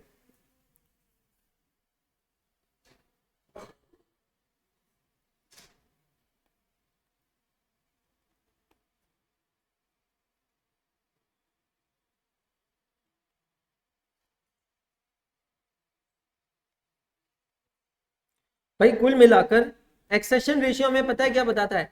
कि कितने नए लोग हमारी कंपनी में आए हैं इस साल में, कितने नए लोग हमारी कंपनी में आए, वो फिगर है 15%। अब ये नए लोग किस कारण की वजह से आ सकते हैं? दो कारणों की वजह से आ सकते हैं। एक तो हम एक्सपांशन कर रहे हैं इसलिए हमने एडिशनल एम्प्लॉइज हायर किए। दूसरा, जो लोग छोड़ के गए ना उसकी जगह पे हमने लिया है, मतलब नए तो हैं। तो ये 15% की फिगर आपको ये बताती है कि 15% लोग आपके कंपनी में नए हैं। आप चाहें तो वहां लिख सकते हैं एक्सेशन का मतलब क्या होता है। और लास्ट है फ्लक्स मेथड। फ्लक्स मेथड का फॉर्मूला क्या है देखिएगा, number of employees separated plus number of employees accessed divided by average number of employees on roll multiplied by 100। Number of employees separate कितने हुए हैं चेक करिएगा, 400, और एक्सेशन कितना है 1200, divided by average number of employees on roll 8000 multiplied by 100।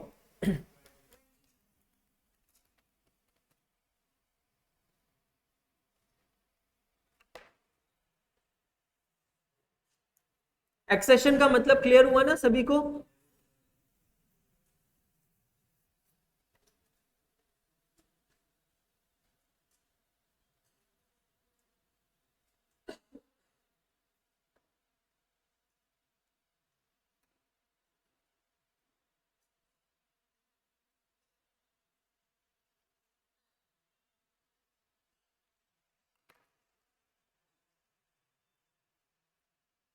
Easy है।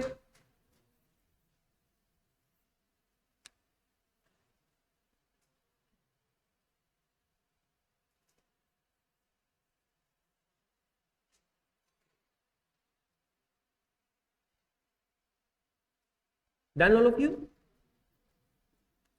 चलिए, come to your registers, write down page number, lecture number 35। Index में एक साथ पोस्ट करेंगे, बाद में पोस्ट करेंगे।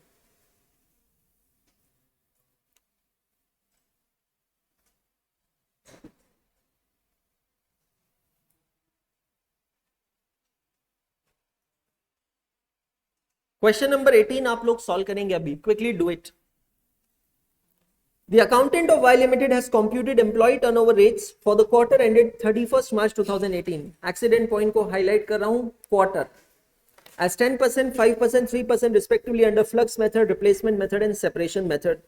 If the number of workers replaced during that quarter is 30, find out the number of workers for the quarter who have recruited and joined, left and discharged, and equivalent turnover rates for the year।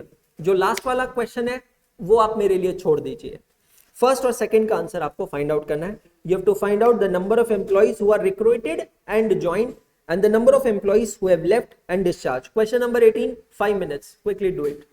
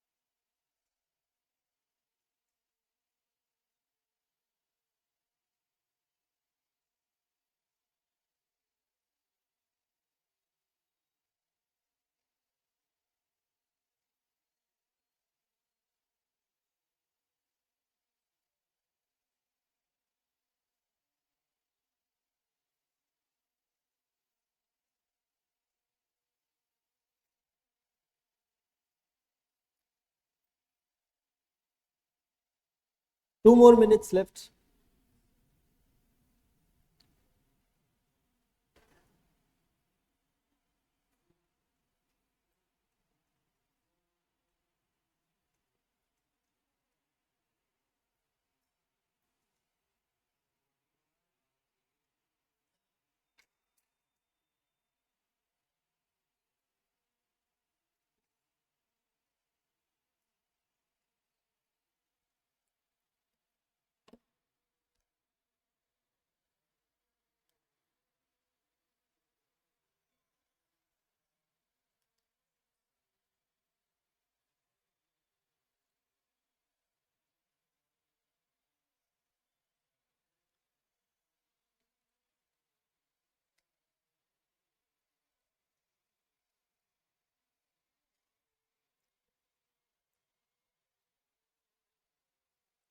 Can all of you?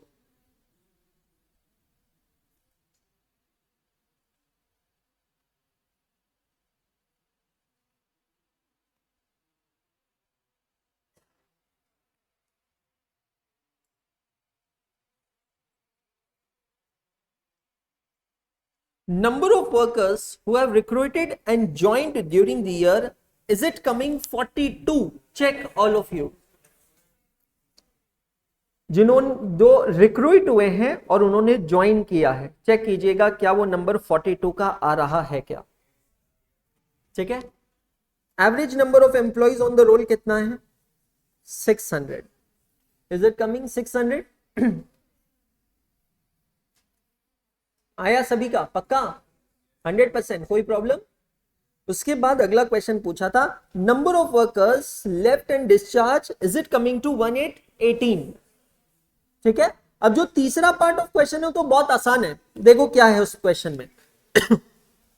Question की first line में मैंने एक word highlight किया है, pick up that word, quarter. मतलब दोस्तों ये जो रेशियोस हमें दिए गए ना 10%, 5% और 3% का, ये कौन से रेशियोस है? क्वार्टरली रेशियोस है। And now read the third part of the question, what it says, equivalent employ turnover rates for the year. मतलब 10% एक अगर क्वार्टर का है, एक साल में कितने क्वार्टर होते हैं? 4। तो अगर 10% एक क्वार्टर का है तो कहने से एनुअल बन जाएगा 40%। अगर 5% एक क्वार्टर का है तो एनुअली कितना बन जाएगा? 20%। और 3% एक क्वार्टर का है तो एनुअली बन जाएगा, दैट्स ऑल। तो इसको प्रेजेंट कैसे करेंगे? ये इस तरीके से लिख लीजिए, calculation of equivalent employ turnover rates.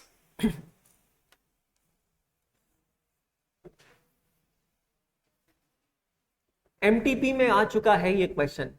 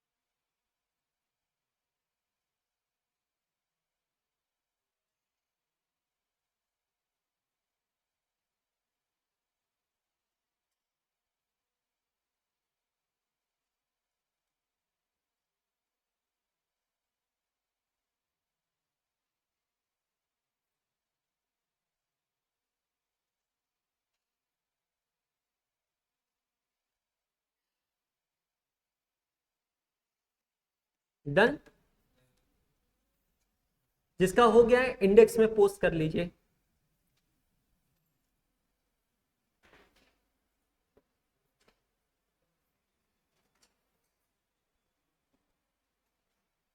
अब जो हमने डिस्कशन किया है कि लेबर टर्नओवर होता है, आपको पता है क्वेश्चन नंबर 6 में इस पे थ्योरी क्वेश्चन बन सकता है। और वो थ्योरी क्वेश्चन आपको यहीं पे स्क्रीन पे दिख रहा होगा, नीचे ब्लू कलर की लाइन में लिखा है, what are the causes of labour turnover. अब ये कुछ ऐसे सवाल है जो आप कॉमन सेंस बेसिस पे दे सकते हैं। What do you think, labour turnover के रीजंस क्या क्या हो सकते हैं? Bad business environment, I won't say. Work environment, I can say. Okay. Appraisals are not as desired, so there's no business growth, no personal growth. Okay. Pay scale हो गया। हाँ, the employees are switching due to better opportunity, but वो उनका personal reason हुआ, उसका employee turnover से क्या लेना देना? बिजनेस रिस्क है, डूबती नैया को सब छोड़ के भाग जाते हैं, जब कोई जहाज तैर रहा है तो सब उस पर सवार होना चाहते हैं, बिल्कुल सही है। अगर एम्प्लॉइज को लग रहा है कि कंपनी ग्रो नहीं कर रही है, कंपनी खराब हो रही है, डूब रही है, तो वो छोड़ के जाते हैं। और job security, okay, better opportunity हो गया है। और एम्प्लॉइज को जो जॉब प्रोफाइल चाहिए वो नहीं मिल रहा है। देखो हर बार कारण छोड़ने का सिर्फ पैसा नहीं होता है, मेरा जॉब प्रोफाइल कुछ और है और मैं कुछ और काम कर रहा हूं तो मैं उसमें काम में नहीं टिक पाऊंगा। कंपेंसेशन पॉइंट हो गया, पैसों का पॉइंट आ गया। Marriage is one reason. Can marriage be one reason? Yes, शादी होने के बाद बिल्कुल होता है कि जॉब स्विच करना पड़ता है जिसका एम्प्लॉय टर्नओवर। तो अब आप यहां पर देखिए, ये देखिए इन्होंने क्या किया, इसके रीजंस को 3 पार्ट्स में, इसीलिए मैं बार बार कहता हूं कि मॉड्यूल की एक रीडिंग तो मैंडेटरी है। तीन पार्ट्स में डिवाइड किया है। कौन से तीन पार्ट्स है? Personal causes, unavoidable causes, avoidable causes. अब इमेजिन करो जब आप पढ़ाई करोगे और अपने नोट्स बनाओगे, अगर आपने इन पॉइंटर्स को, सिर्फ इन पॉइंटर्स को आपने कॉस्टिंग के रजिस्टर में लिख लिया तो आपकी रिवीजन कंप्लीट हो जाएगी। पर्सनल कॉजेज में क्या किया गया? Change of job for betterment, premature retirement due to ill health, domestic problem, family responsibilities. ऐसे लोग होते हैं, मेरे पास अनअकैडमी में एक बहुत अच्छा एमबीए था, बहुत अच्छा काम करता था, amazing, I was very happy. एक दिन सडनली जॉब छोड़ दिया, उसके पापा की डेथ हो गई थी और उसके पापा की सोने की काम थी, सोने का दुकान था, गोल्ड स्मिथ थे। तो अब उसने कहा कि यार इतना फैमिली बिजनेस फैला हुआ है, पापा ने इतने लोगों को उधारी दी हुई है, इतना माल खरीदा हुआ है, वो कौन निपटाएगा? तो उसने हाई पेइंग जॉब छोड़कर दुकान संभाल ली। करना पड़ता है। Discontent over the job and working environment, जो पॉइंट्स आपने कहे वो यहां पर आ गए। फिर अनअवॉइडेबल कॉजेज में सीजनल नेचर ऑफ बिजनेस, हमने दुबई में मिठाई वाले की बात की थी, तो सीजनल नेचर ऑफ बिजनेस हो गया है। Shortage of raw material, power, slack market for the product, change in plant location, disability making a worker unfit for work, बहुत इंपॉर्टेंट है। वर्कर की कोई डिसेबिलिटी होगी जिसकी वजह से वो काम नहीं कर सकता। डिसिप्लिनरी मेजर्स, एथिकल इश्यूज पे तो हमने बात ही नहीं की। हमने अभी जितने भी पॉइंट्स बताए हमने सिर्फ एम्प्लॉई के साइड से बताए।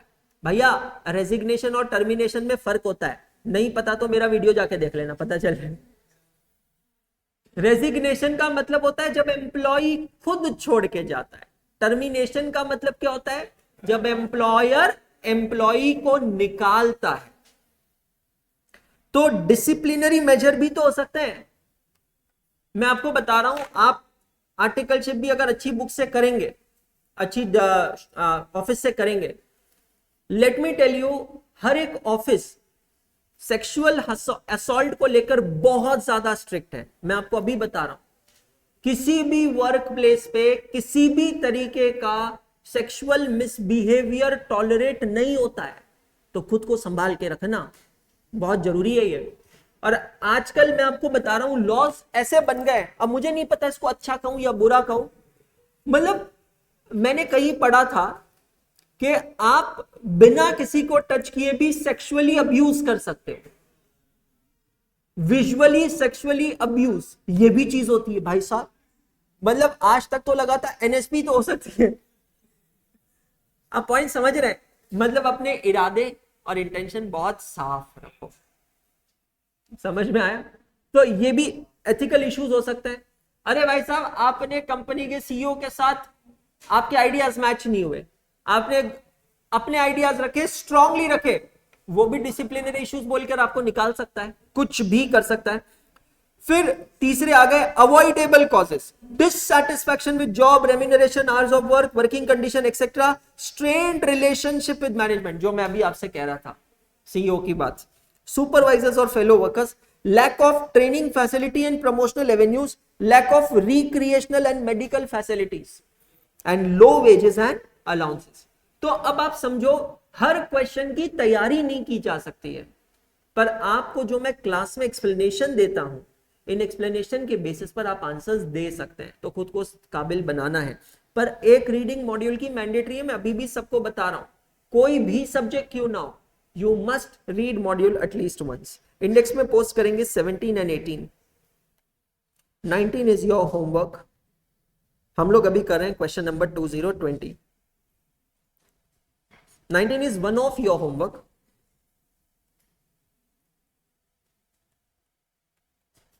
चलिए होमवर्क हाथों हाथ दे ही देता हूं।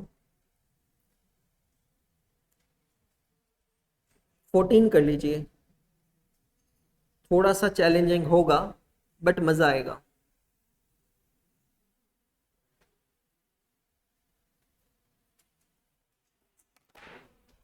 क्वेश्चन नंबर 20 हम लोग अभी कर रहे हैं, बाकी है मालूम नहीं, वो मैं करवाऊंगा। हाँ जी, क्वेश्चन नंबर 20 हम लोग अभी कर रहे हैं।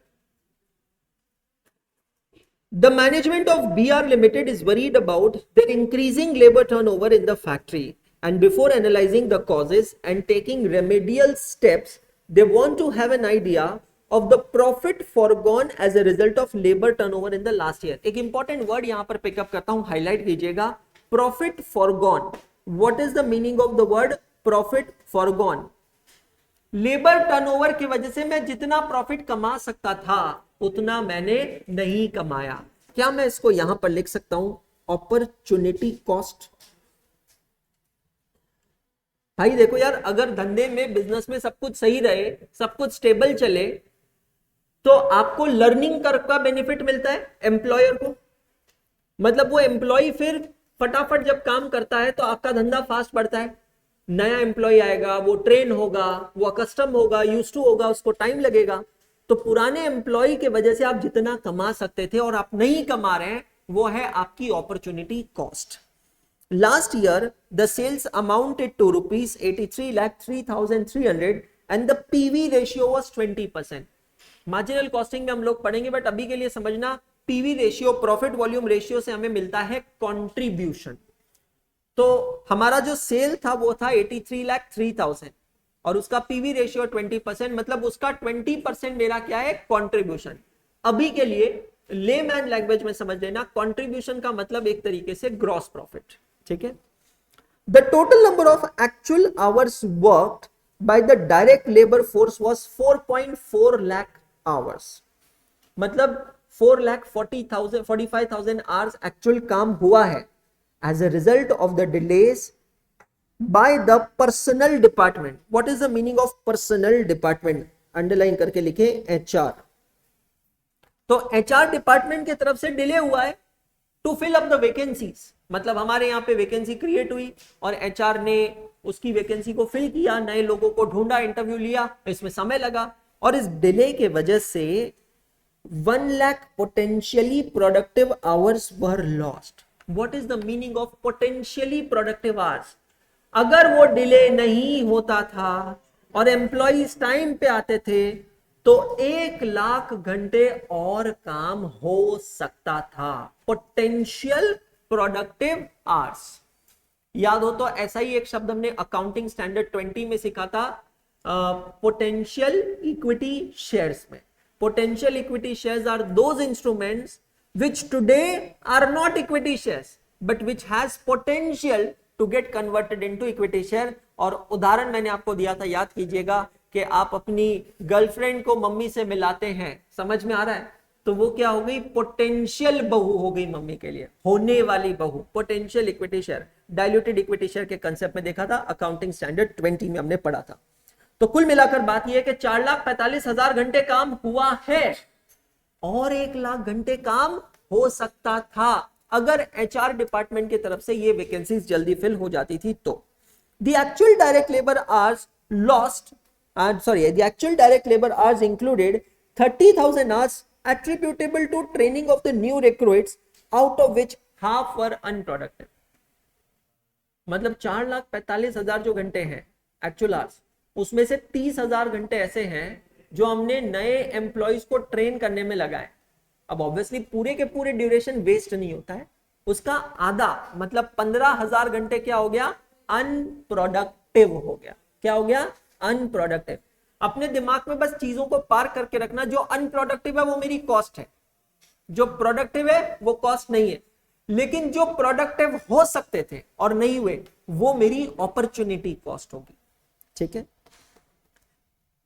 Productive hours lost in training are not included in the 1 lakh hours. मतलब ये 1 लाख आवर्स का तो नुकसान है जो है, उसके अलावा 15,000 घंटों का और नुकसान है. The cost incurred consequent of labor turnover is as following. settlement cost due to leaving, इसको टेक्निकली कहते हैं F&F. F&F का मतलब होता है फुल एंड फाइनल. तो जब भी कोई एम्प्लॉय छोड़ के जाता है तो उसका एक फाइनल हिसाब बनता है जो मेरा आज तक नहीं बना, उसको कहते हैं F&F, फुल एंड फाइनल. समझ में आया?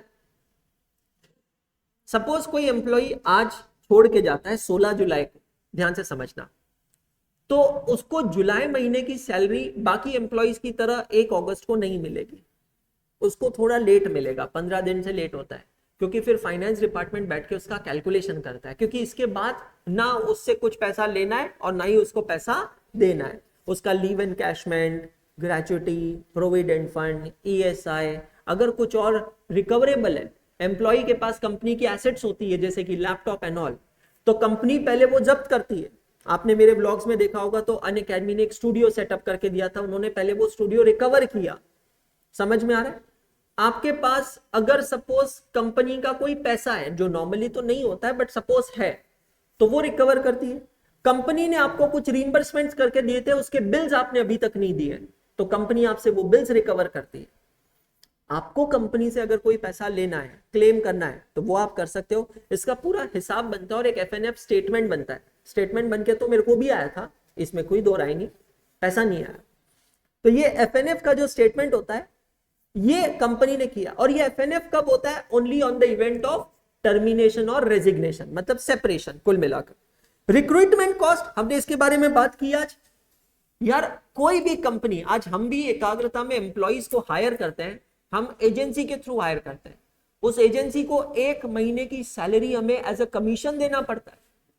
जिस एम्प्लॉय को रख रहे हैं, सपोज अगर एक 25,000 रुपए का एम्प्लॉय हमने हायर किया है, तो वो एजेंसी 1 महीने की सैलरी 25,000 रुपए कमीशन लेता है। रिक्रूटमेंट कॉस्ट लगती है, सिलेक्शन कॉस्ट लगती है, ट्रेनिंग कॉस्ट लगती है। मतलब कुल मिलाकर इन सब में कितना खर्चा हुआ है जरा टोटल लेते हैं। 43820, 26740, 12750 एंड 30490, ये टोटल है 113,800। दोस्तों क्या मैं इसको एक्सप्लिसिट कॉस्ट कह सकता हूं? What is the meaning of explicit cost?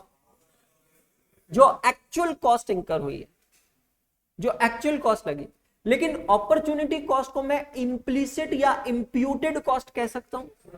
भाई जो नहीं मिला वो भी तो एक तरीके से कॉस्ट होगी ना। assuming that the potential production lost as a consequence of labor turnover would have been sold at the prevailing price, find the profit foregone last year on account of labor turnover। अभी तक जो calculations जो हम लोग theoretically कर रहे थे, अब हमें उसे क्वांटिफाई करना है कि लेबर टर्नओवर की वजह से हमें कितने का नुकसान हुआ है। हमें दो नुकसान हुए। पहला, explicit cost 113,800। Do you agree with me? अगर लेबर टर्नओवर रेशियो नहीं होता था, ये चारों खर्चे नहीं होते थे। दूसरा लॉस हुआ है इम्प्लिसिट कॉस्ट। जो मेरे अनप्रोडक्टिव आवर्स हैं, वो अनप्रोडक्टिव आवर्स अगर प्रोडक्टिव होते थे तो मैं ज्यादा प्रॉफिट कमाता था। तो सर मेरा करंट प्रॉफिट कितना है? मेरा करंट प्रॉफिट है सेल्स 83,03,300, उसका 20%। तो 83,03,300 का 20%, मेरा करंट प्रॉफिट है 16,60,660। और अगर ये पोटेंशियल प्रोडक्टिव आवर्स यूज होते थे तो मेरा प्रॉफिट ज्यादा होता था। वो मुझे कैलकुलेट करना पड़ेगा। और explicit plus implicit cost is the total cost due to labour turnover. Is it clear to all of you? चलिए, come to your registers, write down question number 15। Question number 20, sorry, oblique AAA, oblique 3.11. Question 20, oblique AAA, oblique 3.11.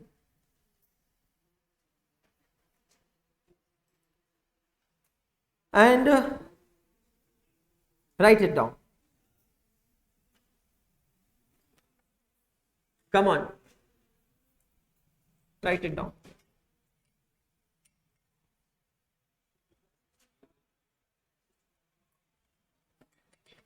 क्या लिखा है भाई यहाँ पर comment में? Sir मतलब फिर वो आपका पैसा नहीं देंगे? नहीं, मेरे पास जो मैसेज आया है वो मैसेज के अंदर the CEO of the company said that मैं पैसा उसी को देता हूं जिसको मैं देना चाहता हूं।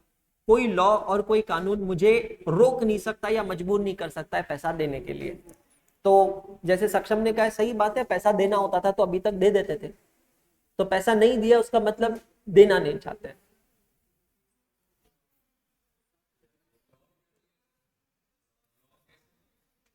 नहीं नहीं, वो कहते हैं ना, कभी कभी किसी इंसान को लगता है वो लॉ से ऊपर है। कोई देखो, इंसान को सबसे ज्यादा ताकत पता है कब मिलती है? जब उसके पास बहुत पैसा होता है। उनको ऐसा लगता है कि मेरे पास इतना पैसा है कि मैं इंडिया के बेस्ट लॉयर्स हायर कर सकता हूं और मैं कोई भी केस जीत सकता हूं। और रिसेंटली वो एक केस जीते भी है और उसकी सच सामने ही आई है कि उन्होंने जज को खरीद लिया था। अब आप कहोगे ये कैसे पता चला? ये ऐसे पता चला कि किसी दूसरे एजुकेटर के खिलाफ एक केस चल रहा था। उस केस में कंपनी के वकील का जो पिटीशन था वो वर्ड टू वर्ड जजमेंट बन के आया। जजमेंट कहां से आता है? कोर्ट से आता है। जो जज बोलता है, एक टाइपराइटर उसको टाइप करता है और वो जजमेंट होता है। पर जो कंपनी का पिटीशन था वर्ड टू वर्ड वही जजमेंट था। तो बैंगलोर कोर्ट में एक जज है, बहुत फेमस है, बिकाऊ के नाम से। तो वो जज को उन्होंने खरीद लिया था और अभी रिसेंट का केस है, मतलब 3 हफ्ते भी नहीं हुए।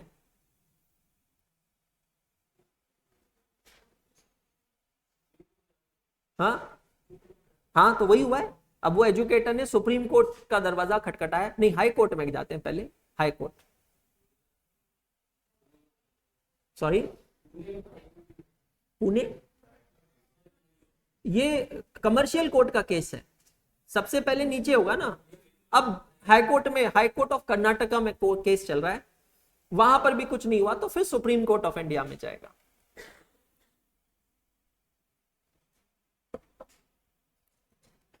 अनफॉर्चुनेटली 2 ही लोगों का एफएनएफ नहीं हुआ है, अंशुल अग्रवाल एंड स्वाति अग्रवाल।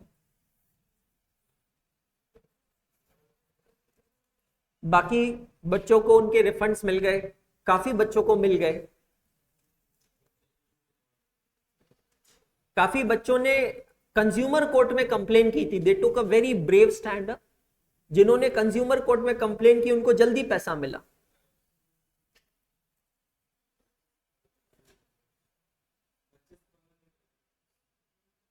अच्छा,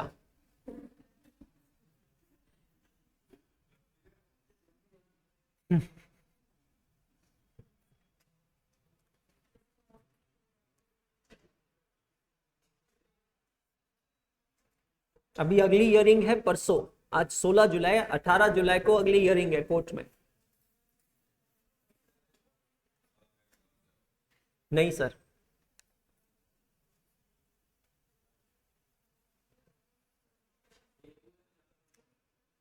नहीं सर, वो वकील के थ्रू हो जाता है। मैंने खुद से प्लेज किया है।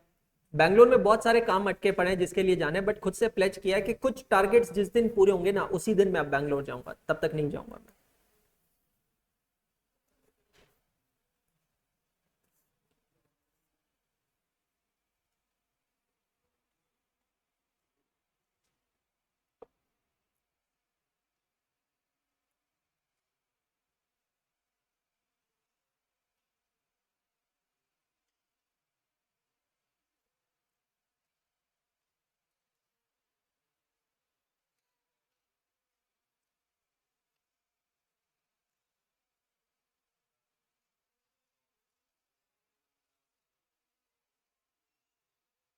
Done all of you. 1,15,000 घंटे अनप्रोडक्टिव है, ये हम ऑलरेडी कैलकुलेट कर चुके थे, याद है ना आप सभी को। 1 lakh hours potentially productive hours थे और ट्रेनिंग का आधा समय वेस्ट हो गया था, मतलब 15,000 घंटे। तो टोटल 1,15,000 घंटे पोटेंशियली प्रोडक्टिव आवर्स वेस्ट हो गए थे। तो उतने अमाउंट का हम कंट्रीब्यूशन फॉरगॉन कैलकुलेट करेंगे।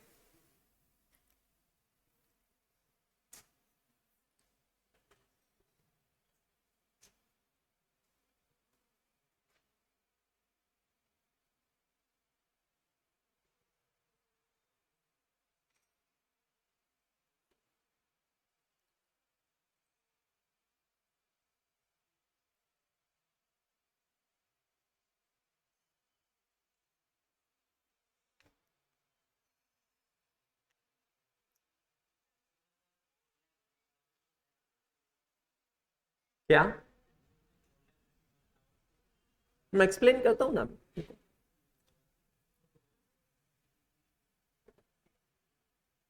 आप लिख लीजिए, फिर मैं आपको एक्सप्लेन करता हूं। डन।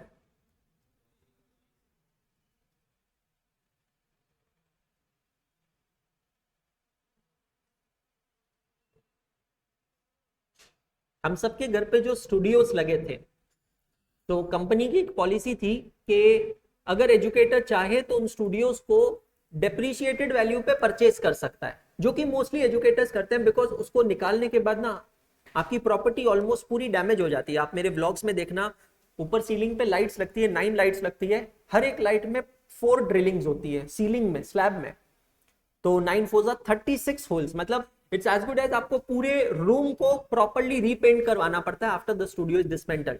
तो नॉर्मली कोई भी एजुकेटर हटाता नहीं है, वो खरीद लेता है डेप्रिशिएटेड वैल्यू पे।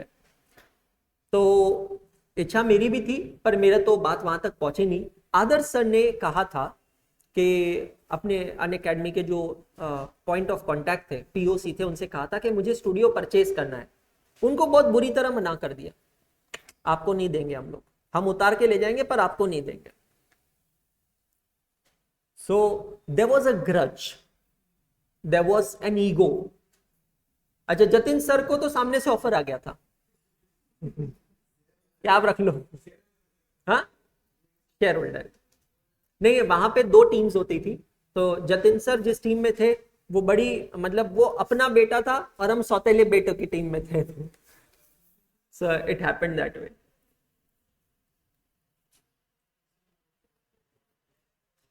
जनरली कोई भी नहीं, देखो आपको पता है ना, इनकम टैक्स में आप पढ़ते हो कंप्यूटर्स पे डेप्रिसिएशन कितना चार्ज होता है, 40%।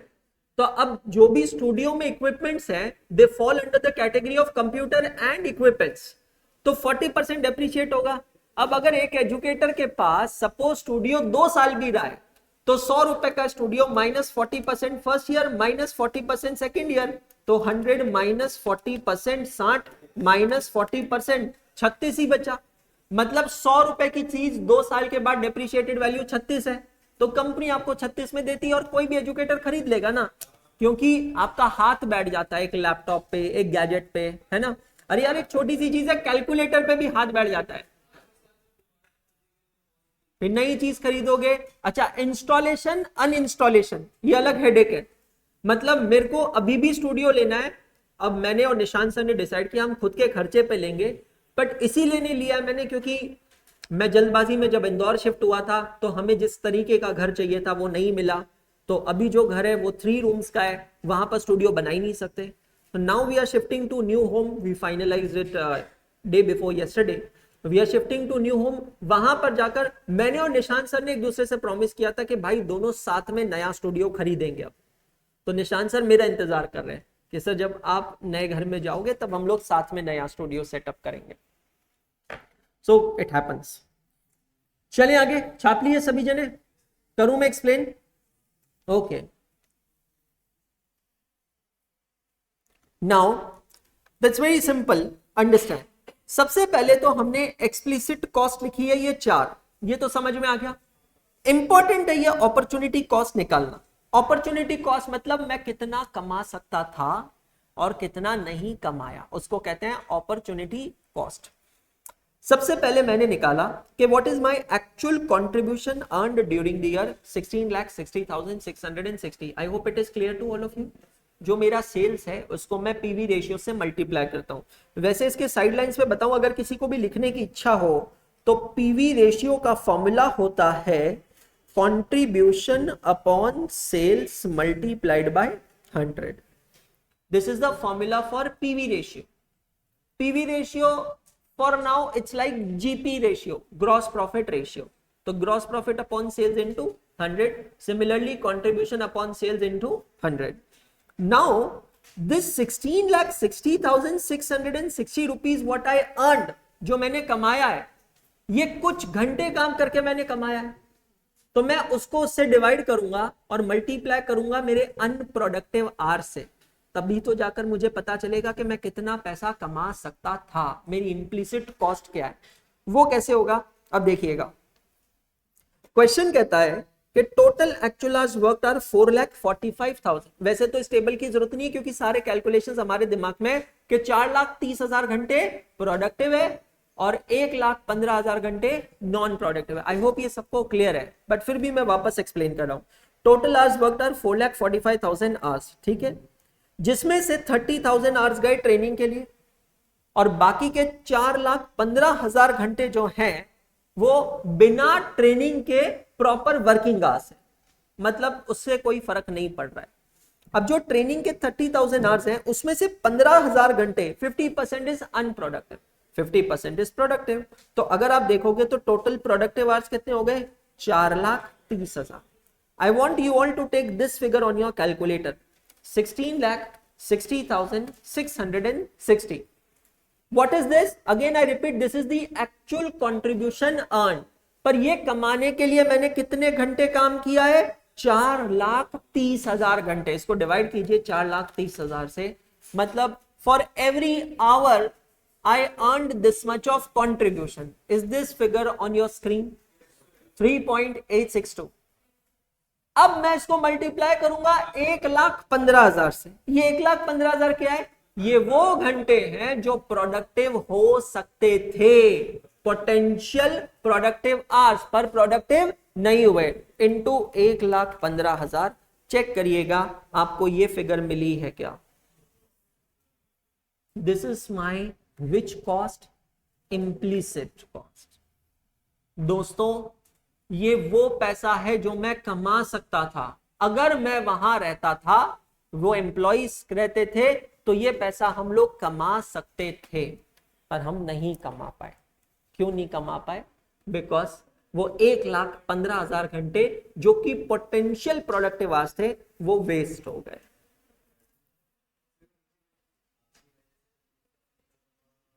सबका लॉस हुआ सर, अनअकैडमी का खुद का लॉस हुआ है क्योंकि उनकी सीए कैटेगरी की हालत बहुत खराब है। मेरा खुद का बहुत लॉस हुआ है। मैं सच बता रहा हूं, मैं अभी तक उन सारी चीजों से बाहर नहीं निकल पाया। इनफैक्ट अभी संडे की बात है, when Vivan got up in the morning this Sunday, so he got up in the morning and he went to a different direction to use the washroom. मैंने कहा Vivaan where are you going? So he said I'm going to washroom. मैंने कहा washroom वहां नहीं है, वहां है। So he was like अच्छा मुझे लगा हम बैंगलोर के घर में अभी भी। So आज भी मेरा हाथ मेरे घर में ना स्विचेस के लिए उन जगह पे जाता है जहां बैंगलोर में स्विच बोर्ड्स होते थे। मैंने आपको आई थिंक ये पहले भी बताया था कि मैं लिफ्ट में जाके काफी बार 7 प्रेस कर देता हूं क्योंकि हम बैंगलोर में 7th फ्लोर पे रहते थे, जबकि अभी मैं आई थिंक 5th फ्लोर पे रहता हूं। तो मुझे पूरी तरह याद भी नहीं है, सच बात बता रहा हूं मैं, ट्रस्ट मी, मुझे पूरी तरह याद भी नहीं है क्योंकि मैं बहुत कम टाइम घर पे रहता हूं और बैंगलोर में मैं पूरा टाइम घर पे था, तो एक अलग अटैचमेंट हो गया था। तो लॉस कंपनी का भी हुआ है, लॉस मेरा भी हुआ है, लॉस स्टूडेंट्स का भी हुआ है, इसमें कोई दोहराए नहीं है। लॉस हर एक वो टीचर का हुआ है जिसकी लाइफ चेंज हुई है इस पूरी चीज के वजह से। प्रॉफिट सिर्फ एक का हुआ है जो नाम मैं यहां ले नहीं सकता हूं, एक कॉम्पिटिटर है, एक राइवल है उस कंपनी का, सिर्फ उसका प्रॉफिट हुआ है। तो उन्होंने मुझे ऑफर भी किया था ये होने के बाद कि आप मेरे साथ आ जाइए, मेरे साथ जुड़ जाइए और हम आपको 2x 3x पैसा देते हैं। But as I always say, it was never about money because my father has always taught me one thing and I really admire that thing. आप अपनी जिंदगी में अपना लाइफस्टाइल बढ़ाओ, लेकिन हमेशा ये इवैल्यूएट करो कि क्या मैं वो लाइफस्टाइल अपनी पूरी जिंदगी मेंटेन कर सकता हूं क्या। सडन लाइफस्टाइल बढ़ाना आसान है, पर क्या वो मेंटेनेबल है क्या? अगर वो मेंटेनेबल नहीं है तो लाइफस्टाइल के साथ एक प्रॉब्लम है, उसकी आदत बहुत जल्दी लग जाती है, एडिक्शन लग जाता है। और एक बार आप एक पर्टिकुलर लाइफस्टाइल पे चले गए और उसकी आदत लग गई और आप उसको मेंटेन नहीं कर पाए, तो फिर आप पैसों के आगे मजबूर हो जाते हो। फिर आपको कभी कभी अनएथिकल डिसीजंस लेने पड़ते हैं जहां पर आपके एथिक्स नहीं मानते हैं, लेकिन पैसे आपको लेने पड़ते हैं। तो ये जो पूरा एपिसोड हुआ ना, आई थिंक ये चीज अनअकैडमी भी एग्री करता है क्योंकि उसके कुछ लोग अभी भी मेरे कांटेक्ट में हैं और गुड टर्म्स में, और वो ये चीज एग्री करते हैं कि इस पूरे का फायदा सिर्फ एक पर्सन को हुआ है और किसी को नहीं हुआ। और जिस दिन ये एपिसोड हुआ, जिस दिन मैंने उनको मना किया कि मैं आपको ज्वाइन नहीं करूंगा, जो भी जिसको फायदा हुआ है, उस दिन इंटरनली वहां पर यह डिस्कशन हुआ था कि भाई काम करो, अपने सारे प्रोडक्ट 50% से सस्ते कर दो और मार्केटिंग एक्सपेंसेस डबल कर दो, क्योंकि अंशुल अग्रवाल अब अनअकैडमी में नहीं है और अंशुल अग्रवाल हमारे साथ भी नहीं आ रहा है, तो हमें मार्केट से सीए का बच्चा उठाना है। और सीए का बच्चा दो ही तरीके से उठाएंगे, एक हम हमारे सब्सक्रिप्शन की प्राइसेस आधे कर देंगे और हमारी मार्केटिंग कॉस्ट जो है, स्पेंड जो है, उसको डबल कर देंगे। तो इस पूरे एपिसोड का फायदा सिर्फ और सिर्फ एक चीज को, एक पर्सन को हुआ है और किसी को नहीं हुआ। मतलब हाँ हाँ, लेकिन ये कोई भी ना समझे कि इस चीज का अनअकैडमी को फायदा हुआ है, ऐसा बिल्कुल नहीं हुआ है। उनका भी बहुत नुकसान हुआ है, पर कहते हैं ना कभी कभी विनाश काल विपरीत बुद्धि होती है और ये सारी चीजें होती है। मैं तो खुद बता रहा हूं, मैं कभी नहीं छोड़ता था और मैं कभी नहीं छोड़ना चाहता था। I would have never left and I am telling you, अगर मैं वहां पे हम लोग साथ में 2-3 साल और रहते थे ना, we would have done magical things. अब वही मैजिक मैं रिक्रिएट करने की कोशिश कर रहा हूं with Adda 247। I really don't know, but वही मैजिक रिक्रिएट। कल मैंने I can't tell you, after Unacademy yesterday was the day when I took 8.5 hours of classes. मेरा टाइम टेबल कल से काफी रिजिड हो गया है, आज भी है। 8.5 घंटे क्लासेस एक दिन में।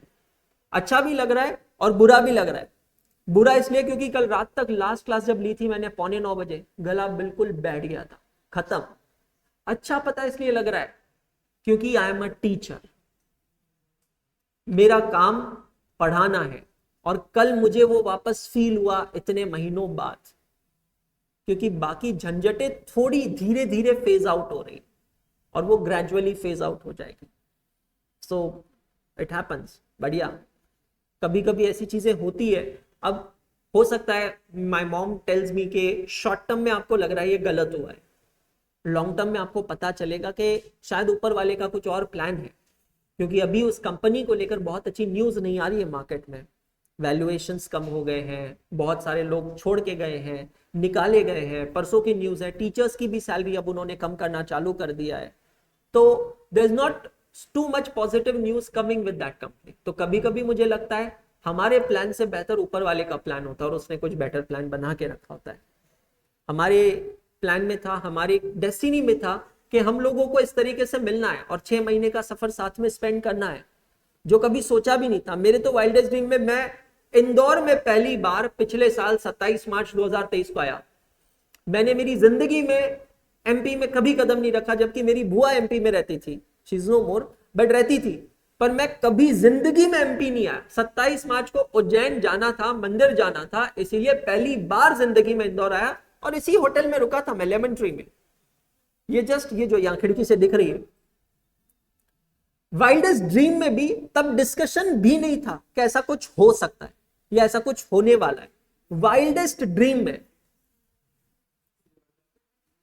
आई मीन मुझे अभी भी याद है, मैं जब इंडिया टूर पे निकला था, 10 अगस्त की बात है। उसके पहले, अब क्योंकि आप लोग इतने क्लोज हो मैं शेयर कर सकता हूं, उसके पहले मैंने ऑलमोस्ट मर्सिडीज बुक कर ली थी और मैंने ये कहा था कि मैं इंडिया टूर से वापस आ जाता हूं and then I will pay and I will take the delivery. जो भी आई थिंक कोई शुभ दिन होता है ना, उस दिन मम्मी बोलेगी उस दिन मर्सिडीज की डिलीवरी लेंगे। सो 10 अगस्त का मुझे डेट याद है, I booked it, almost booked it. मतलब वो बंदा घर से आके चेक कलेक्ट करने वाला था। आई एम सो थैंकफुल कि वो चेक कलेक्ट नहीं किया। सो आपने अपनी लाइफ के लिए कुछ प्लान करके रखे होते हैं, पर आपको नहीं पता कि आपकी लाइफ ने क्या प्लान। आप मेरा एक व्लॉग देखिएगा, I have a home in Bangalore, I bought a home in Bangalore. आज वो बिल्डर के रोज कॉल आ रहे हैं, पोजीशन के लिए तैयार है, सर आप आ जाइए, घर की खरीदी कर लीजिए, पोजीशन ले लीजिए। मैं जा ही नहीं रहा हूं। मैं आज जाऊं पोजीशन लेने, मैं पोजीशन लेकर उसको रेंट आउट कर सकता हूं, सब कुछ कर सकता हूं, पर मेरी इच्छा नहीं हो रही है बैंगलोर जाने की। मुझे शहर से नफरत नहीं है। मैं बता रहा हूं, अगर मैं इतने शहरों में रहा हूं ना इंडिया में, क्योंकि डेलॉइट के समय, थैंक्स टू डेलॉइट, उन्होंने इतना घुमाया ना मुझे इंडिया, हर शहर में, Lucknow, Patna, Punjab, Delhi, Gurgaon, everywhere. I am telling you, I really found Bangalore as the best city to stay in India. मेरी बहुत इच्छा है, पर मैं नहीं जा रहा क्योंकि खुद के कुछ गोल्स हैं। अब इसको जिद कहो, अड़ कहो, पता नहीं, पर खुद के कुछ गोल्स हैं, कुछ लोगों को साबित करना है, और जब तक वो साबित नहीं हो जाता ना, मैं बैंगलोर नहीं जाऊंगा। तो वो घर के खरीदी करनी है, मुझे रजिस्ट्री करनी है, वो बिल्डर के बैक टू बैक कॉल्स आ रहे हैं कि सर अभी आप उसको खरीद के हाथों हाथ रेंट आउट कर दो ना। एजेंट्स के कॉल आ रहे हैं, सर हमारे पास टेनेंट तैयार है, आप बस आकर रेंट आउट कर दो, पर मैं नहीं जा रहा हूं, इच्छा ही नहीं हो रही जाने की। तो ये पूरे एपिसोड से फायदा सिर्फ एक का हुआ है, बाकी everyone is at loss, no one is at gain. ठीक है, चलिए। सो आज का आपका होमवर्क क्या है? क्वेश्चन नंबर 19 और क्वेश्चन नंबर 14। अभी बता रहा हूं, पहले 19 करना, 14 थोड़ा दिमाग खाएगा। ठीक है, tomorrow will complete this topic and start with overheads chapter number 4 immediately, because ये 1 घंटे में हो जाएगा। Thank you so much, good day all of you.